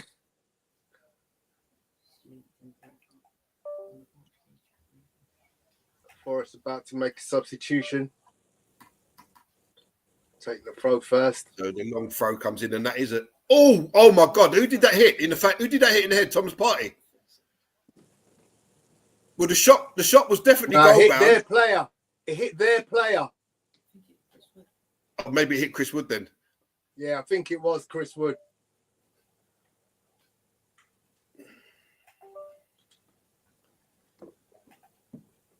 Do something, Jesus.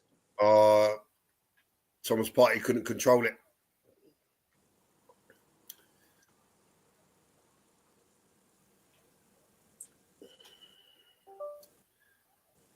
That's a push, no? What? How's it not a push on Zinchenko? 100% a push. Not a push on Zinchenko from Chris Wood. 100% a push. It's just unbelievable, the level of refereeing.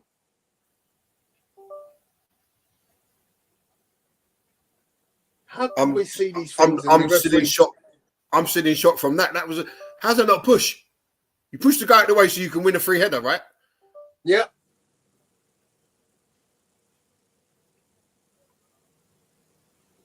Portuguese Jack. And the Portuguese Jack tries to turn Thomas Partey and runs it out of play.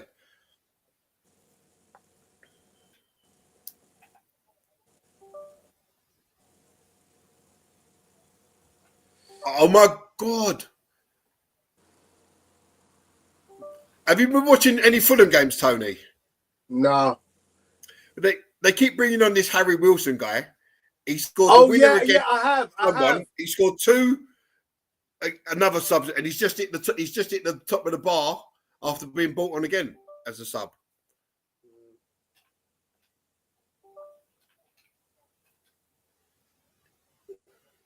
So Forest bring on Nico Williams, not the Nico Williams, the fake Nico Williams. Nico, same thing.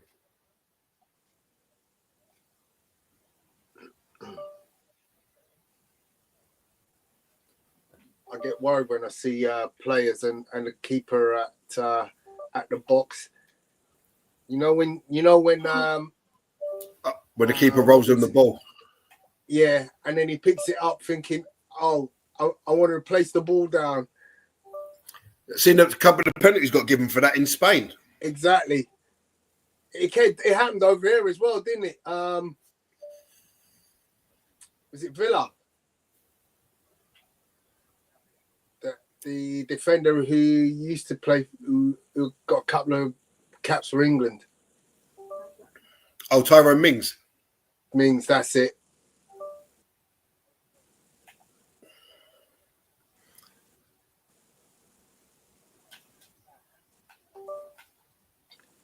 That's good play, Arsenal. Come on, Arsenal, play up.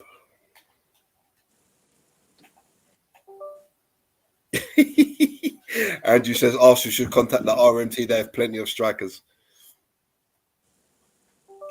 Oh, great ball from Raya out to Jesus, who's found Saka. Oh, Portuguese. No, it wasn't Portuguese Jack. Oh. Portuguese Jack got fouled by Odegaard. I think it was actually Mourinho. He took him down.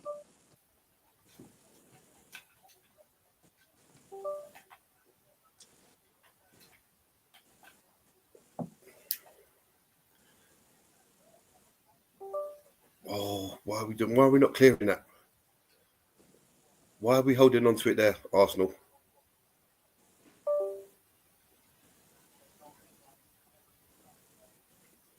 Come on, Jesus. Got to at least jump for the ball, mate. He's got no chance against that giant. Yeah, but at least jump. You're not going to out-muscle him, is he? Nah, so no you've got chance. That's try why and jump. He's got no chance. And that's not a foul. That's not a foul, ref.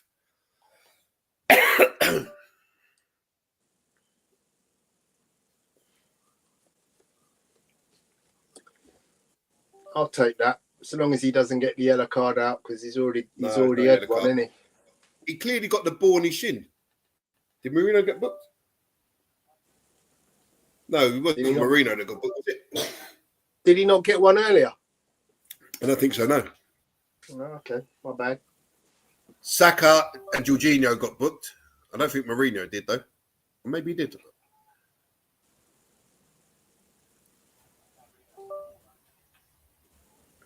What a strange header from Jesus in the box there. See that header from Jesus in the Arsenal box, Tony? Yeah. It's just a sign that, look, I'm just not in sync with my team, because who was he possibly heading that to?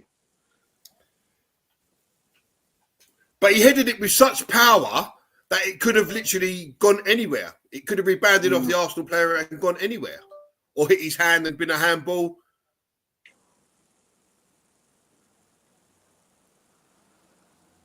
Raya's got that covered all day long.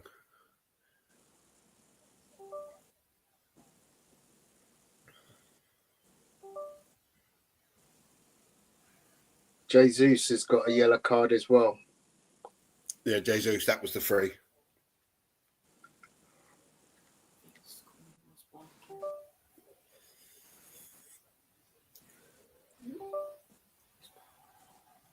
And again, another Arsenal player dragged to the ground by his shirt. And again, it's Trossard. And he doesn't give the ball. Oh, he did. He left the ball where it was. Looked like he was running away with the ball under his feet. That's what I thought, yeah. But the horse collar challenge again. 10 yards. Referee. Yeah. Doesn't know the rules. Great ball from Marino. Oh.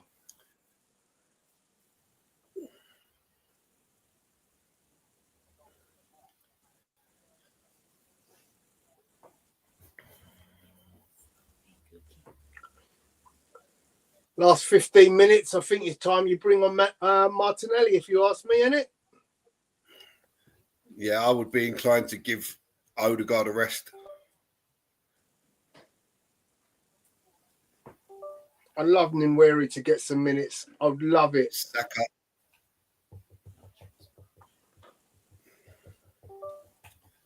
And Forest clear. And that's comfortable for David Reyes, 25 yards out from his box. He just holds on to the ball.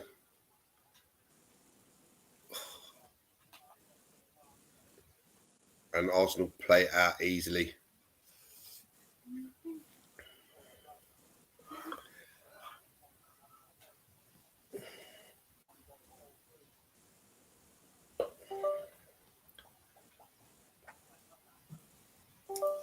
Oh, Saka's shot was goal bound and it comes off that. Is it Murillo? Head and out for a corner.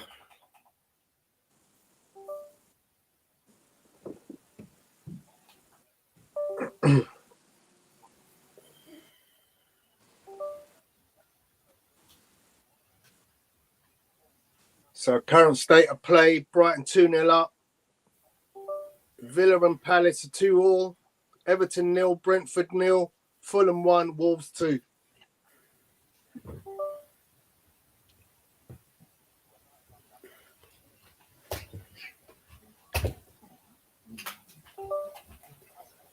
One more goal for Arsenal would be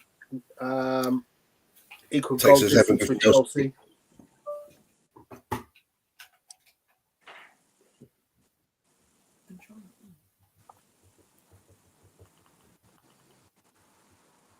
Oh, what happened there? That could have easily been an OG. Didn't see it. My son's turned. Came off one My son's Forest player and hit the other.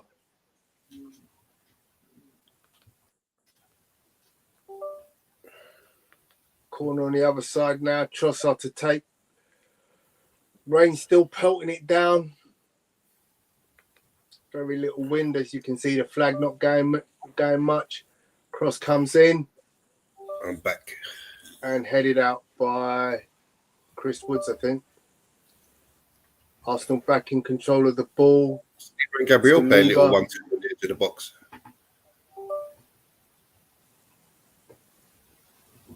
Oh, you got to pass that out wide, Trossard. And here we go. Look.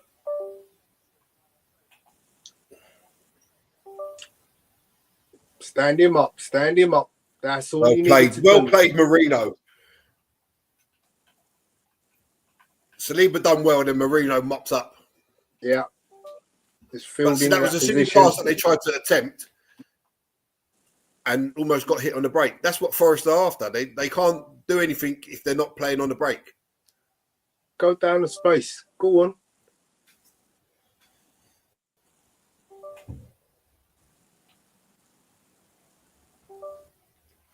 Oh, turn out. Surely, Zinchenko. Loads of space behind you.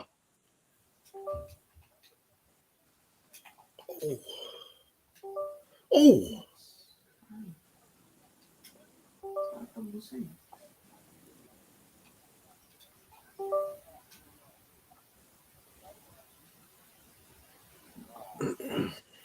Go on, and there come Arsenal again. Odegaard to Saka. Forces him a bit wide. Back to Odegaard, edge of the area. To Thomas Partey. And surely he was fouled after he kicked the ball, no?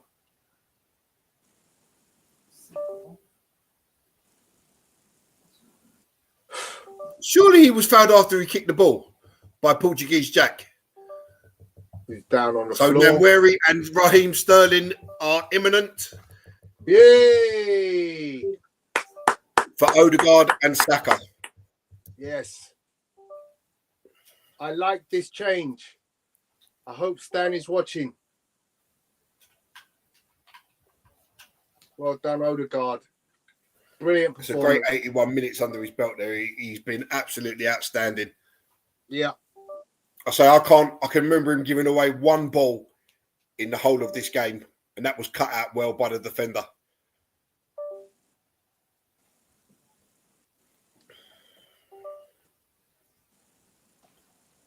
And it's good to see Raheem Sterling getting some minutes here. Yeah. Saka needs a rest. You can't keep playing this guy. Yeah. I'm very happy with this. I'm very happy with this change. give the guy some minutes. Give him an opportunity to just, get your legs out. Get some speed And on straight them away, legs. Sterling wins the ball. And then where he picks it up, Jesus bamboozles himself, but manages to give it to Sterling, whose first touch is terrible. But Jesus wins it back. And what is that pass, Jesus? What are you actually trying to do? What he's not really good at. And he's lost it again. And here we go. Marino on the ball.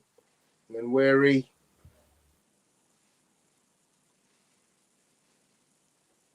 He just looks so comfortable, doesn't he?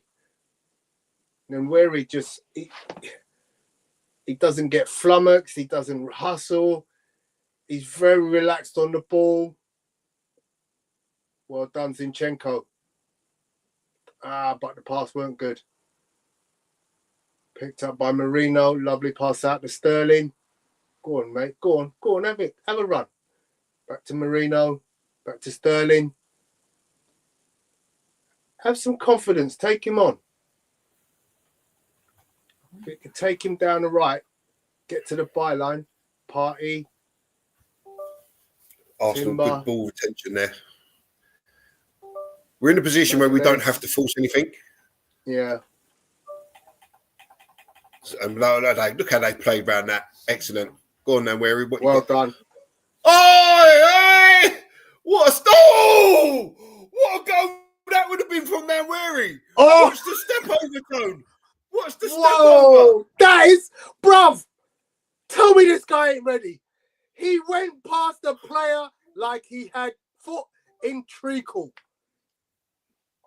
Oh, it's beauty. It just needed a finish. Oh, The finish weren't so a million miles beautiful. away, Tone. Wasn't a million miles away. Beautiful. What a beautiful player. He has to play him more. I think if he keeps easing him and giving him 15 minutes, 10, 15 minutes, 20 minutes. Oh my God. Tone, I'm not saying anything. All I'm going to say is, Ethan Nawari. Ethan Nawari.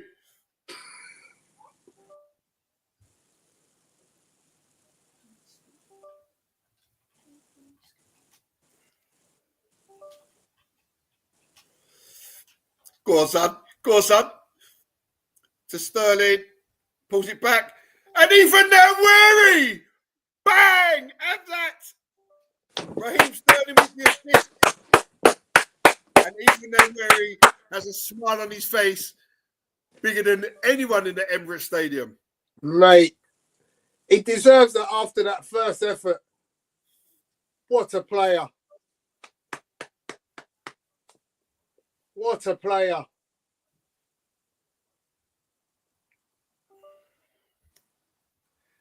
Excellent. Quick free kick taken. Now where he feeds Sterling. Sterling cuts it back. And the first time finish was superb. What a left foot this kid has got. Oh, what a finish.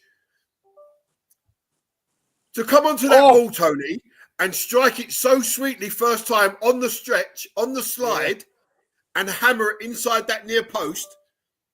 That is a cracking finish. Oh, you beauty.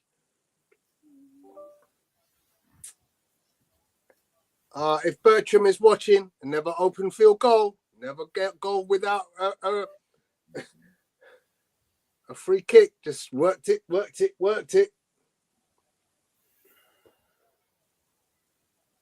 One more goal and we go above Chelsea in the table.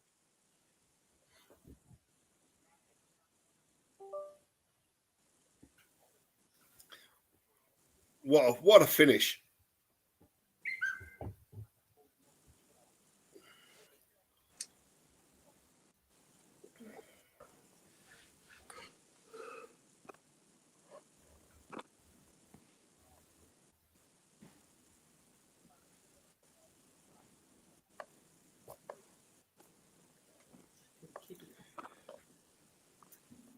Do you know what? Considering Forest haven't been beaten away from home all season, oh my God, that Matthias Cunha has scored a cracker.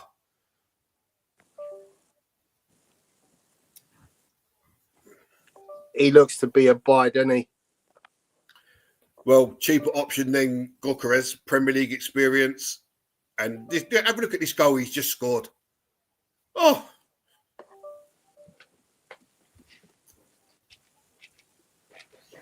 That's what Jesus bought us when he first came. You know that?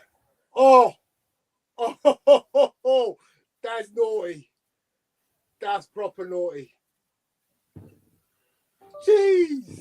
Yeah. And Fulham are not an easy team to beat at home, you know. And he scored 2 really good goals today. Yeah. That's a lovely goal.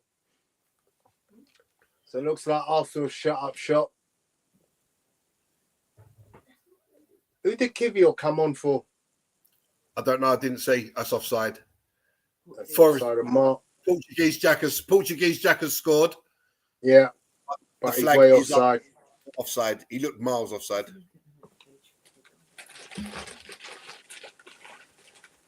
I thought Chris Wood would have had the shot straight away, in all honesty. Or who that I think he 11 did. is. I think he did, but I think he scuffed it. And Portuguese Jack was there to tap it in. I don't know about you, Gal. Portuguese Jack's eyebrows remind me of Virgil in Thunderbird.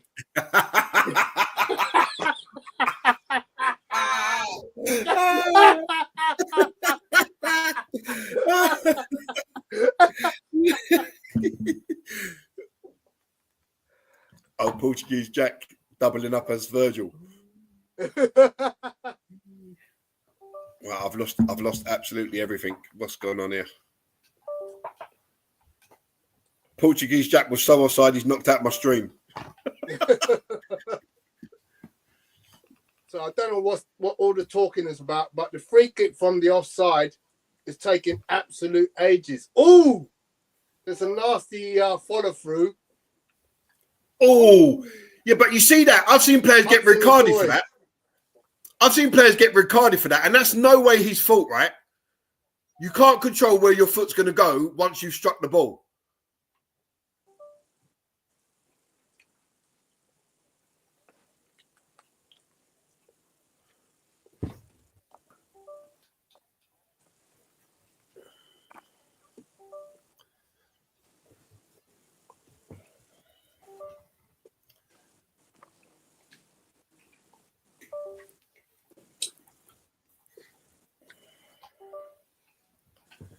Right, Get him again. Busy.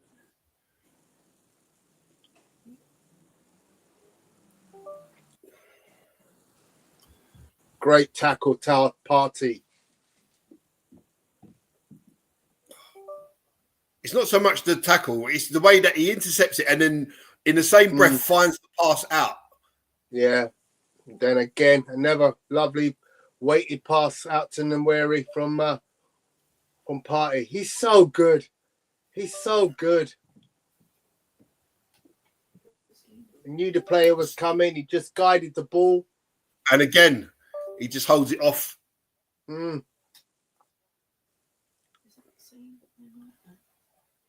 I don't know. Tim became on. I can't see from me, can I? Give, lovely. You're on Gabriel on the centre. Oh, so Saliba's gone. Got lucky there. Trossard, Zinchenko with the shot came off the Forest player. The goalkeeper was already on the ground. Yeah, he landed on the top of the net. Corner to Arsenal. 5 minutes injury time. We're at 1 minute 32 of it so far. And then where he's taking the corner.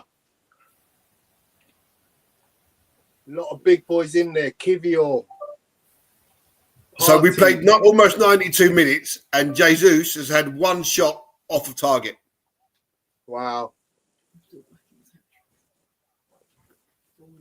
Oh, what was he doing, Gabriel? What was he doing? He had a free shot. He literally had he had acres. Too much. He didn't know whether to control it or shoot. And he tried to do both at the same time. And got it so badly wrong. Oh, Graham Potter. Harry's dad in the crowd. Really? Oh, Portuguese Jack. I Portuguese don't see Jack how wins that was a another foul. foul. He wins free kicks like English Jack. I didn't even know how that was a foul. So after defending her free kick, Ward-Prowse standing over it. Fairly central, about 35 yards out. Andrew Roach said, Thunderbirds are go. Yeah, there must some proper eyebrows, mate. Murillo with the shot. 3-point conversion. Is good.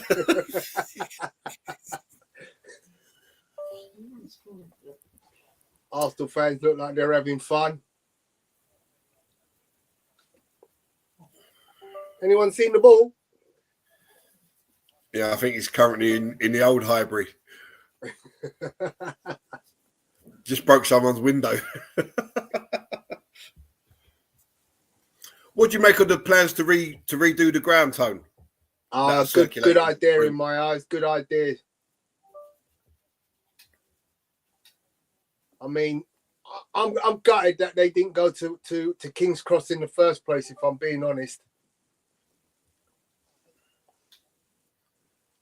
I think King's Cross would have been just a perfect venue for Arsenal. You know, you could have built a really good stadium. Transport links are fantastic. You know, the opportunity to really, you know, transform an area of London. But I get it. And you would still technically have been in Islington. Well, King's Cross comes under Camden, doesn't it? Oh, yeah. Yes, it's M1. So you're leaving your M5 routes. And that is full time. And I've got to say, I'm very impressed with the performance. Yeah. So I'm about to go and see a show, so I'm gonna do the get me stats up real quick. Oh, what are you going to see? Anything nice? I'm going to see Sunshine Anderson. Oh, singer, innit? No, not Sunshine Anderson. Avery Sunshine, sorry. Avery Sunshine. Yeah, thoroughly professional performance. Can't knock anything about that. The only thing that you could probably say is that ours Jesus in that game not managed one shot actually on target.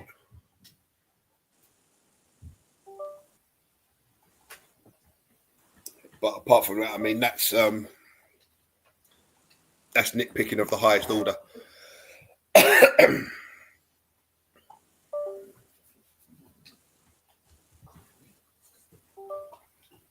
And that's a good team. That's a good Forest team. So, you know, yeah, they missed Gibbs White, but, you know, that's a team that's, you know, right up there in terms of performance so far this half season.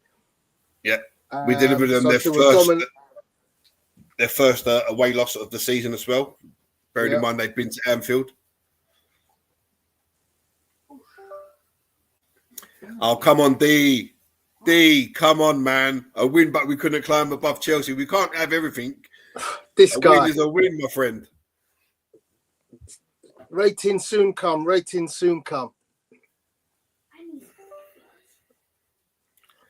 Apart from not climbing above Chelsea, D, the performance was decent, right? You got to give us that. You asked for 4, we got 3.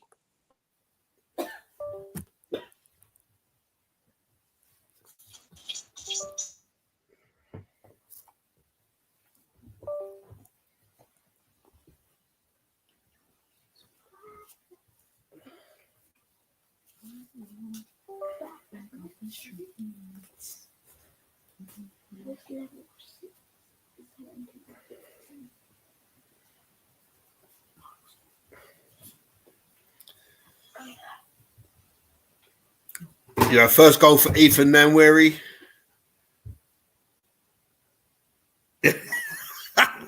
Andrew says, Tone, you can find more than a striker in King Cross. Not anymore. Not anymore. I know what you're talking about, Andrew. That's many, many years ago. I don't think that's still the same. I don't think that still applies.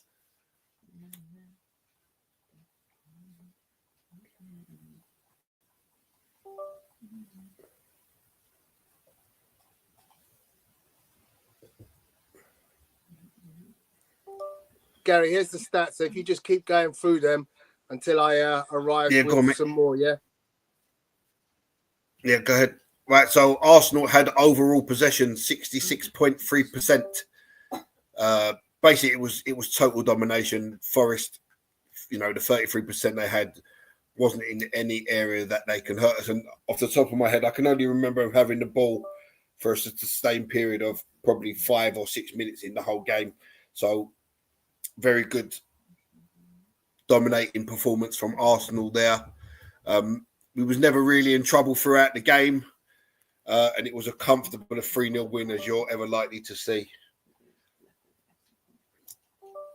Even when Thomas Partey come on, it just shored things up a bit more. So Arsenal had 19 shots in the game compared to Forest's 7. Arsenal 7 shots on target. Forest had none. Arsenal had 7 shots off target. And the blocked shots, I can't see because it says it's got the rating from the comment from D there. No, still can't see it. Forest had 2 blocked shots and Arsenal had 5. So even more a show of our dominance on the whole game. We probably could have had, I think we should have had at least another 6 minimum on target, to be honest, in that game. But the 3-0 win was established. And, at the end of the day, yeah, we want to see more goals scored. But a win is a win, and a 3-0 win against a team like Forest is at the moment is very good. So Arsenal had 47 touches in the Forest box compared to Forest 13 in ours. I thought our centre-backs were magnificent today. Calafiore struggled, but we'll give him that as he's coming back in from injury. Timber was solid. When Partey come on, he helped out the back 2 centre-backs. So all in all, very happy with that.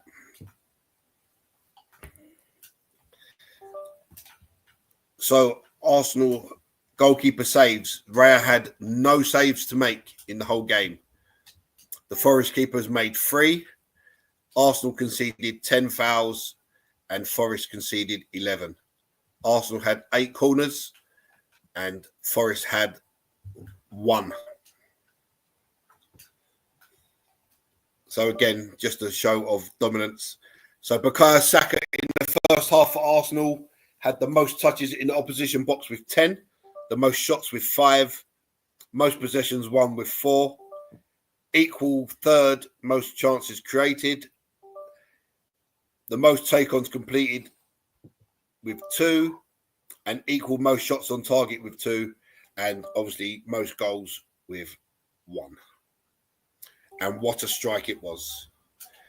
So Bukayo Saka, 43, has now provided more Premier League assists than Mikel Arteta, who had 42. He's overtaken his manager in Premier League assists.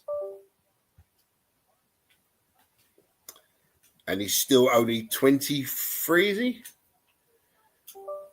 Only 2 17-year-olds have scored a Premier League goal for Arsenal. One of them, Mr. Cesc Fabregas in 2004. God, that's a long time ago, isn't it? And today, Ethan Nwaneri in 2024. And yes, you're right. The Gunners do have a new star. And this kid could be better than anything we've ever seen.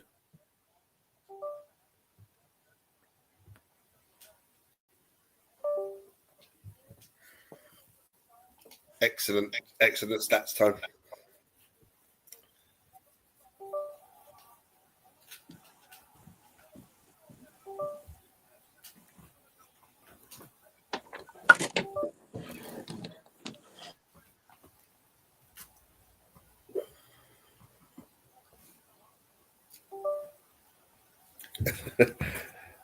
Social Join says man want to tell me about Arda Güler.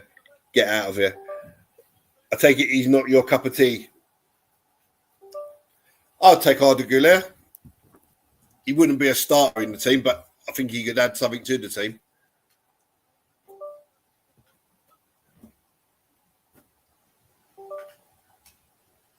The question is, would you take him at the detriment of Eddie Nwaneri's minutes, especially when you see what he can do, like of today?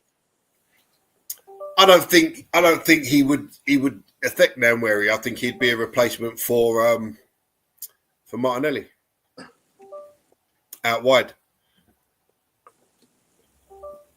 Interesting. I'm just going to go off camera. So D's saying, I think he must be talking about Güler. He says decent, but no striker. Thing is, Arteta has to start Gabriel Jesus because he's big money striker signing and on massive wages too. Owners need to see a return, but Arteta's got this signing all wrong. Like I said, in the beginning when Jesus first came, he was a breath of fresh air. He was scoring goals. He was also creating goals. That since has dried up, which obviously means he's no longer producing what we need him to produce. And if it was up to me, I would move him on in January and I would invest in a proper striker. I'd be inclined to look at Gyökeres would be my number one target. But if that proved too expensive, I would look at that Matheus Cunha from Wolves. Apollo saying, fantastic display by the captain today. Odegaard was his man of the match, and I could agree with you there, Apollo. I thought Odegaard was absolutely outstanding. And I say there was a couple of glimpses in that first half of exactly what we've missed, why he's been out. You know, the little ball that put Saka on the way to scoring the opening goal. You know, one little 3-yard pass took out 2 players, and that's what we've been missing. And as I said to Tony afterwards, it just shows that you play the Havertz at the 10 because he gives you the defensive work that Odegaard would do, but Havertz doesn't have the creativity that an Odegaard does. So although you're keeping one side of Odegaard's game, sort of, you're losing the other bit, which is the creativity. So happy to have him back, and it looks like he's come back and hit the ground running. So Andrew saying to D, do you believe Kroenke signs whoever Arteta desires? I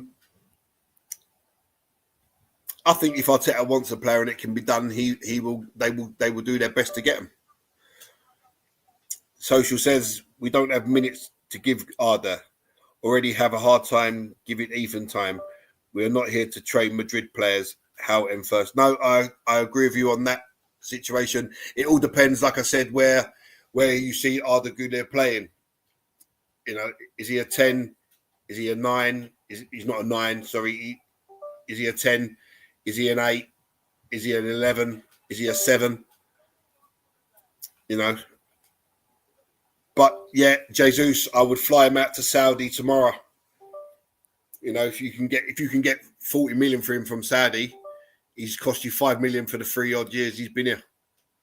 But it's definitely time. His time at Arsenal, in my opinion, is coming to an end. He just doesn't produce.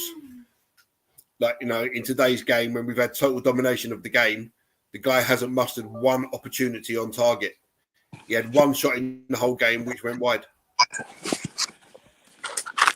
Okay, so guys, I've done my ratings. You and I can go through them together, Gal. So as we do before, I'll do mine and yours at the same time. Yeah. So I thought Raya did everything really well today. He commanded his box well. He punched well. He caught what he needed to from crosses.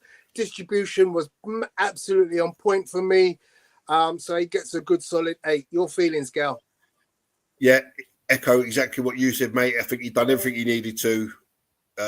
Exactly the same as what you said. His distribution was decent. He caught when he needed to. He held the ball at his feet to drag them on. Yeah, I can agree with that 8. Cool. Moving on to the back 4, I gave Timber a 7, Saliba a 7, Gabriel a 7. I just felt Calafiore wasn't able to establish himself really in the game in the same way, so I gave him a 6. But that's not a poor performance for me. But I just feel he wasn't at the same standard as the other 4. Defensively, didn't really need to do anything too great. I think, what we were looking at is what could he offer us offensively. Your thoughts, Gary? Yeah, I thought Timber had a really good game. Unlucky not to score his first Arsenal goal with Marino given marginally offside. Saliba and Gabriel. So I'm happy with Timber 7. Saliba and Gabriel, I'm going to give them both an 8. I thought they handled the big guy really well. They was never in any danger. Even when Chris would come on, they still wasn't in any danger. I thought they was both solid, as they've been probably in a while today. It was like watching just 2 brick walls going at it. So give them both 8. Calafiore, I can agree with his 6. I think you saw today, I don't think he was absolutely ready. But I think Arteta doesn't want to play Zinchenko. I think that was clear. Don't want to Zinchenko anywhere near the starting lineup. He makes mistakes, and so that's why Calafiore got the nod.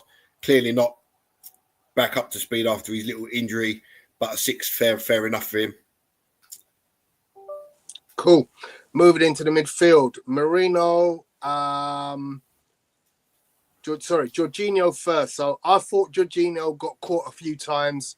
Obviously, wasn't really as penetrating a passer as Thomas Partey, and obviously Partey made an instant impact. So for me, Jorginho gets a 6. What's your feelings? Yeah, Jorginho for me. I thought he had a good game. Give away a silly yellow card and Forest's first real free kick opportunity when I don't think he needed to make the tackle. But his experience showed after that, and he managed to get through the half without committing any other stupidness and getting sent off. Used the ball well a couple of times. But again, he did get caught on the ball a couple of times, and lucky enough, it didn't lead to anything. But nevertheless, for his first, is that his first start of the season? Yeah, I think so. One or first or second start of the season. I thought he'd done well enough to get a 6.5. Cool. Okay. Marino, tackling machine, an intercept machine. Literally some amazing interceptions. Just really a good player all round in terms of contribution around the middle of the park. Looking for something a little bit more offensively from him. Could have had an assist. Very unlucky not to have been, able to get that assist. But we've seen that he's a danger from set pieces already this season. And once again, he showed that. So I give him a 7. Very pleased with the performance. What about yourself, Gal? Yeah, so I think when you watch Marino, I think there's times when he looks clumsy, but he also has great technical ability. And sometimes when he receives the ball and he turns, and he's always looking to pass the ball forward. So there was a couple of times he done really well in that aspect. Made a couple of really good interceptions. There was, I think, from one corner he puts in the sprint and gets back, and he mops up once Saliba's done his job. So pleased with his performance. I think there's a lot more to come from him. It's going to take him a while to adjust back to the Premier League. So, happy with his 7, mate. Cool.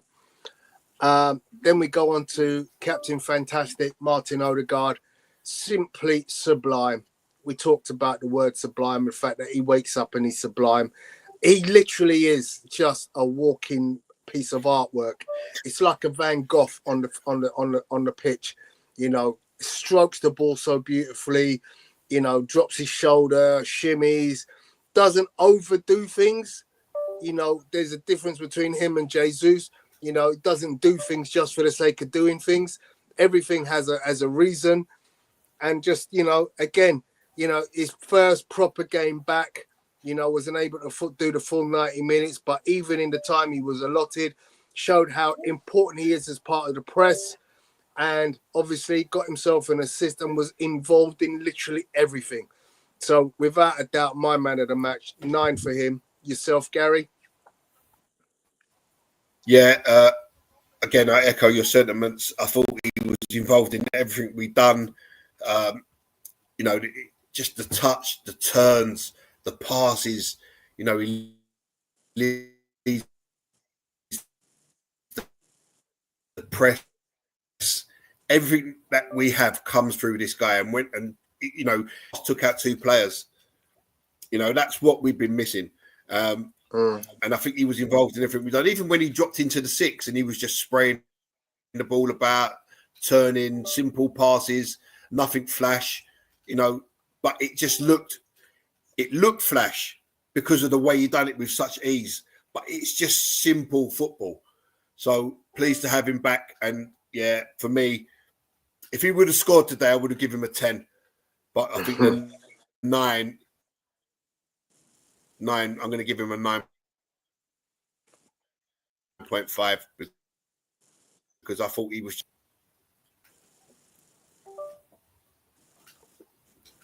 Cool. Next up, gonna go to Bukayo Saka. Leandro Trossard.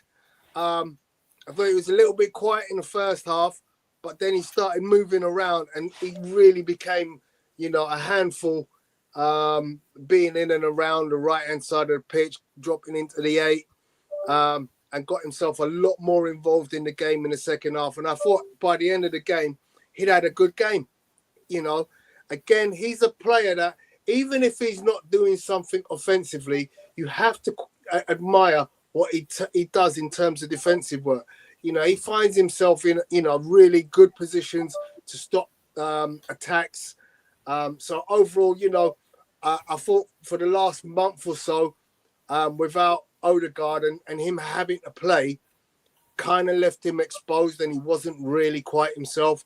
Today, I'm pleased to say I felt much better with his performance. Even though he started, which is sometimes he's better off as a substitute, I felt his performance today was much better. What's your thoughts, Gaz? I thought Trossard was excellent today. I thought he had a really good first half, to be honest. He was picking the ball up on the left. He was winning tackles. He was strong, like in the challenge. Even when he was being challenged, used the ball really well. Dropped over to the right-hand side. The left was kind of vacant today. And he came over to the right and he made things happen there and he got involved over there. And I thought he had a really good game. And I thought he struggled. He struggled in the last month or so and he hasn't been good. But today I think we saw the side of Leandro Trossard that can bring a lot to the team. So I thought excellent performance from him and happy with his 8. Cool. Saka, again, considering that he got a knock at the last game, he had to take a couple of weeks off. So he's probably not at his 100%, best fitness-wise. But again, everything seemed to be working down the right-hand side. And the combinations between him and Odegaard, it's just a thing of beauty, in all honesty. And again, he's got an assist and a goal in a game.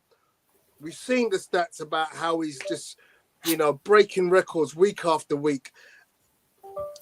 In fact, I'm being negative by giving him an 8.5. I've got to give him a 9.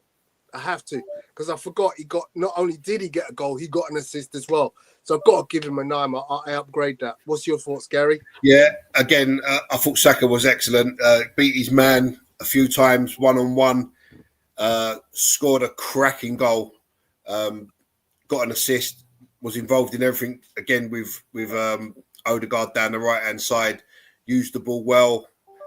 I don't recall him giving the ball away too many times. Done his defensive side of the game. Was the Saka that we all know and love. Again, he's played 81 minutes, which is probably not ideal, considering he's carrying little niggles and he's kind of been sidelined by them a couple of times. Missed the last 2 England meetings, hasn't he, through injury. So definitely one that something that Arteta needs to keep an eye on by making sure his game time is looked after.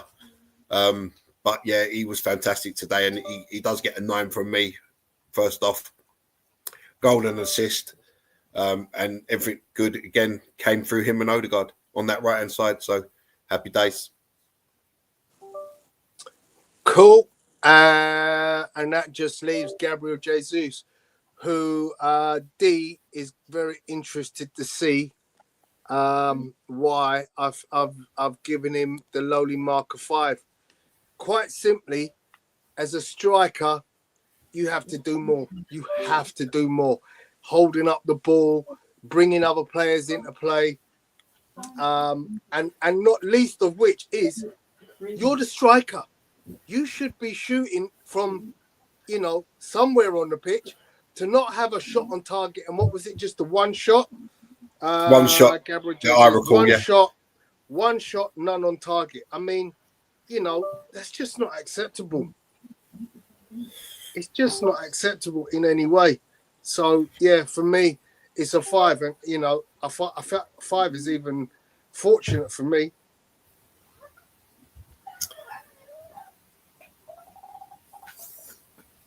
You, Gal?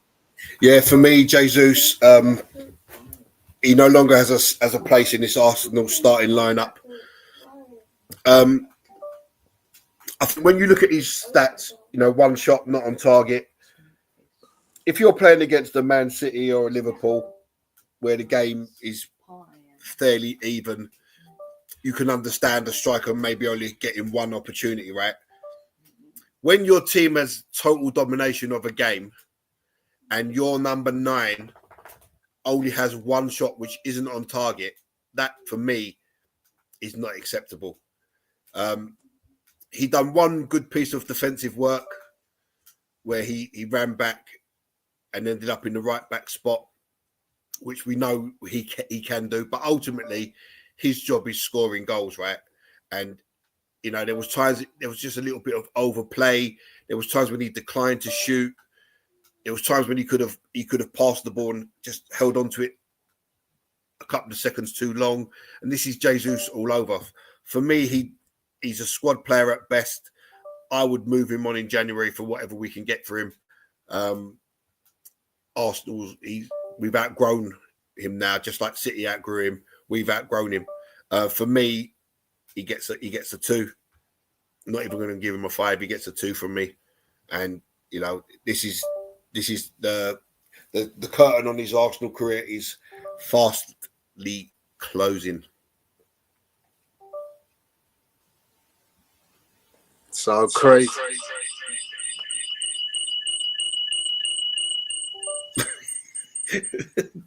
D says Gabriel Jesus, I can smell him through my screen. Oh man, so there's so many comments now. What is going on? What have I done? It's like a million comments. I can't read them all. The left-hand side is pretty poor. Moreno ain't it. Give him time, guys. Give him time. Yeah? Don't forget, came in, got injured in his first training session, was out for ages. And where are we at? 3 months into the season? Missed the first 2 months? Only just getting into play? Hasn't seen Odegaard on the pitch the same as him? Don't forget, they both played at Sociedad together. Yeah? It's not only that, Tony. You know what it is as well? I mean, we didn't have Thomas Partey in the starting lineup today, right? So you don't know what instructions Marino's been given by Arteta. Does he want him to sit closer to Jorginho to protect Jorginho's lack of pace? This all comes into it. So it's not just you're playing left-sided 8, go out there and attack. There's other roles of a left-sided 8. So did he have to sit closer to Jorginho? We saw him break up numerous plays. Absolutely, so and that's what he's been. That we have he's to think, so good at. He is so good at that. His ability to get interceptions. Let me look at some stats with you, Gal. I'll get rid of that comment if I could find it. And that ratings. So we're looking at some stats here from who scored. Bukayo Saka, 6 shots, 2 on target, 1 goal, 4 key passes. Gabriel Jesus, 2 key passes, 1 shot, none on target. Moreno, 1 shot, none on target. Martin Odegaard, 2 shots, 1 on target, 6 key passes, as I said. Jorginho, no shots, none on target, only 1 key pass. Thomas Partey came on in the second half, 2 shots, 1 on target, 1 goal. Trossard, 3 shots, 2 on target, 1 key pass. Pass accuracy.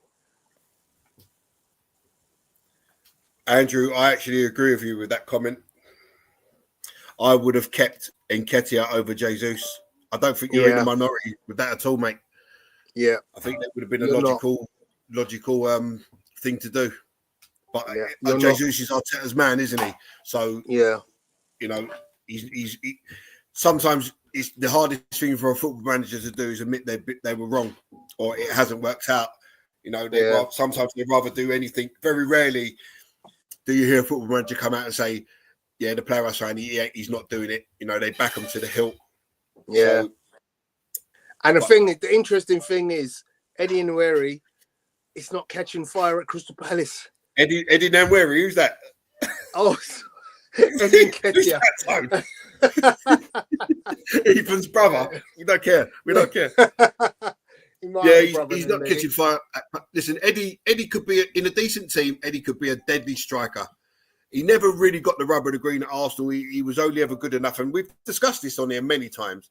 He was only ever good enough when Jesus was injured. He scored a bucket load of goals. Jesus came back. Eddie found himself on the bench. I don't blame him for moving, but at Crystal Palace, I don't think it's a fit for him because they don't play the football that thrives to his strengths. Yeah. You know, I mean, Apollo just put it there. Jesus now 1 goal and no assists in his last 29 games. That record right there is, listen, we know strikers go through barren runs, but that is, you know, that's just not good enough. That's outrageous. Any level. You can't accept that as a striker. I mean, you know, I question how he even gets in our team. You've got to, you know, if Kai Havertz isn't ready to play, to me, you just put Gabriel Martinelli there straight off. Yeah, you have to play someone else. Apollo, I totally agree with you. Apollo says Eddie scored 14 goals in his last 27 starts for Arsenal. Yeah, but that record, Apollo, is good, you know, and he done a job. He never let us down, but he always found himself back on the bench. For what reason? For what reason would you bench a player that's scoring goals to bring in someone that isn't? I don't understand it. And I don't blame Eddie for leaving to go and play. But I just think Palace, they're not a team that's going to play to his strengths, right? Yeah. So, guys, I'm going to... we didn't do Arteta. Oh, yeah. We didn't do Arteta in the ratings. So you gave him an 8.5. Yes, I did. Yeah, I gave him an 8.5. I thought, essentially, you know, I know Apollo was absolutely having kittens at the start of the game about the choice of players. But it's worked out, Apollo. I know you're listening because you're in the car texting. But on this occasion, Arteta has been absolutely bang on. You know, okay, he had to make a change at half-time for Jorginho. But you know what? That gave Jorginho some valuable minutes because I think he's going to need those minutes down the stretch. And gave Thomas, you know, the opportunity to come on against a tiring midfield and do what Thomas does. So I'm not angry at that at all. You know, the fact that he's given Ethan a nice 10, 15 minutes with extra time to get his legs into the game. And obviously Ethan done what Ethan does. I couldn't have been more happier. This today has been a glowing success for Arteta. He must be so happy with what he's seen across the pitch. You know, he gave Zinchenko minutes. You know, we ain't seen that guy all season. And again, He's a guy that just needed some minutes. He just needed some minutes. And this was the perfect opportunity to give him the minutes. So well done, Mikel Arteta. Your thoughts, Gary? Yeah, I was in the same boat with Apollo when we saw the team sheet. Apollo actually phoned me from the stadium, and we was both beside ourselves. I'm not going to lie, but I was expecting a little bit more from Forest. But I thought our performance was that good. We didn't allow them to dictate any part of the game, and we went in 1-0 up. Should have been more. I think he made the brilliant call at halftime to remove Jorginho, who was on the yellow card, and bring Thomas back in, and that worked out because Thomas then put us 2-0 up. And then Odegaard was tiring. Saka, he's obviously had his injury problems. They both got decent rest when the game was sort of beyond Forest's reach. And then Nwaneri, his other substitute, pops up with the third. So I think Arteta got, although it looked a bit dodgy from the start, I think he got everything right today. It proved to be right and fully deserves an 8.5. Cool. So, guys, that's it from us for today. I'm, as I said, very happy. The two players there that I've brought up on screen, to me, it's so good to see these two doing what they do, doing it so well. And with other players still to come, when we bring back Havertz into this equation, Martinelli back into the equation, players are coming back, getting their fitness back. Shame about Ben White, but overall, I believe that this team, with what we've explained about us, having a very tough time going and playing in all those difficult away fixtures at the start of the season, and now having a string of games where the furthest game we play is Crystal Palace in the next 6 games, the next 11 games, the furthest team we play is Crystal Palace. So, look, I'm looking forward to a nice string of results. Hopefully we go on and put the pressure on those teams above us. Yeah, I agree with you 100%, Apollo. The Jesus, the process has gone and he needs to be shipped out. I don't even know how he gets in the starting lineup. Obviously, today was a case of maybe Havertz had a knock from international duty. Martinelli's probably done all the travelling with Brazil. Maybe he wasn't fully ready to go. But I still would like to see us bring in a proper striker in January. I think you got to get rid of Jesus, and I don't think there's much place for Zinchenko at all in this team either. So we'll see what happens. Cool.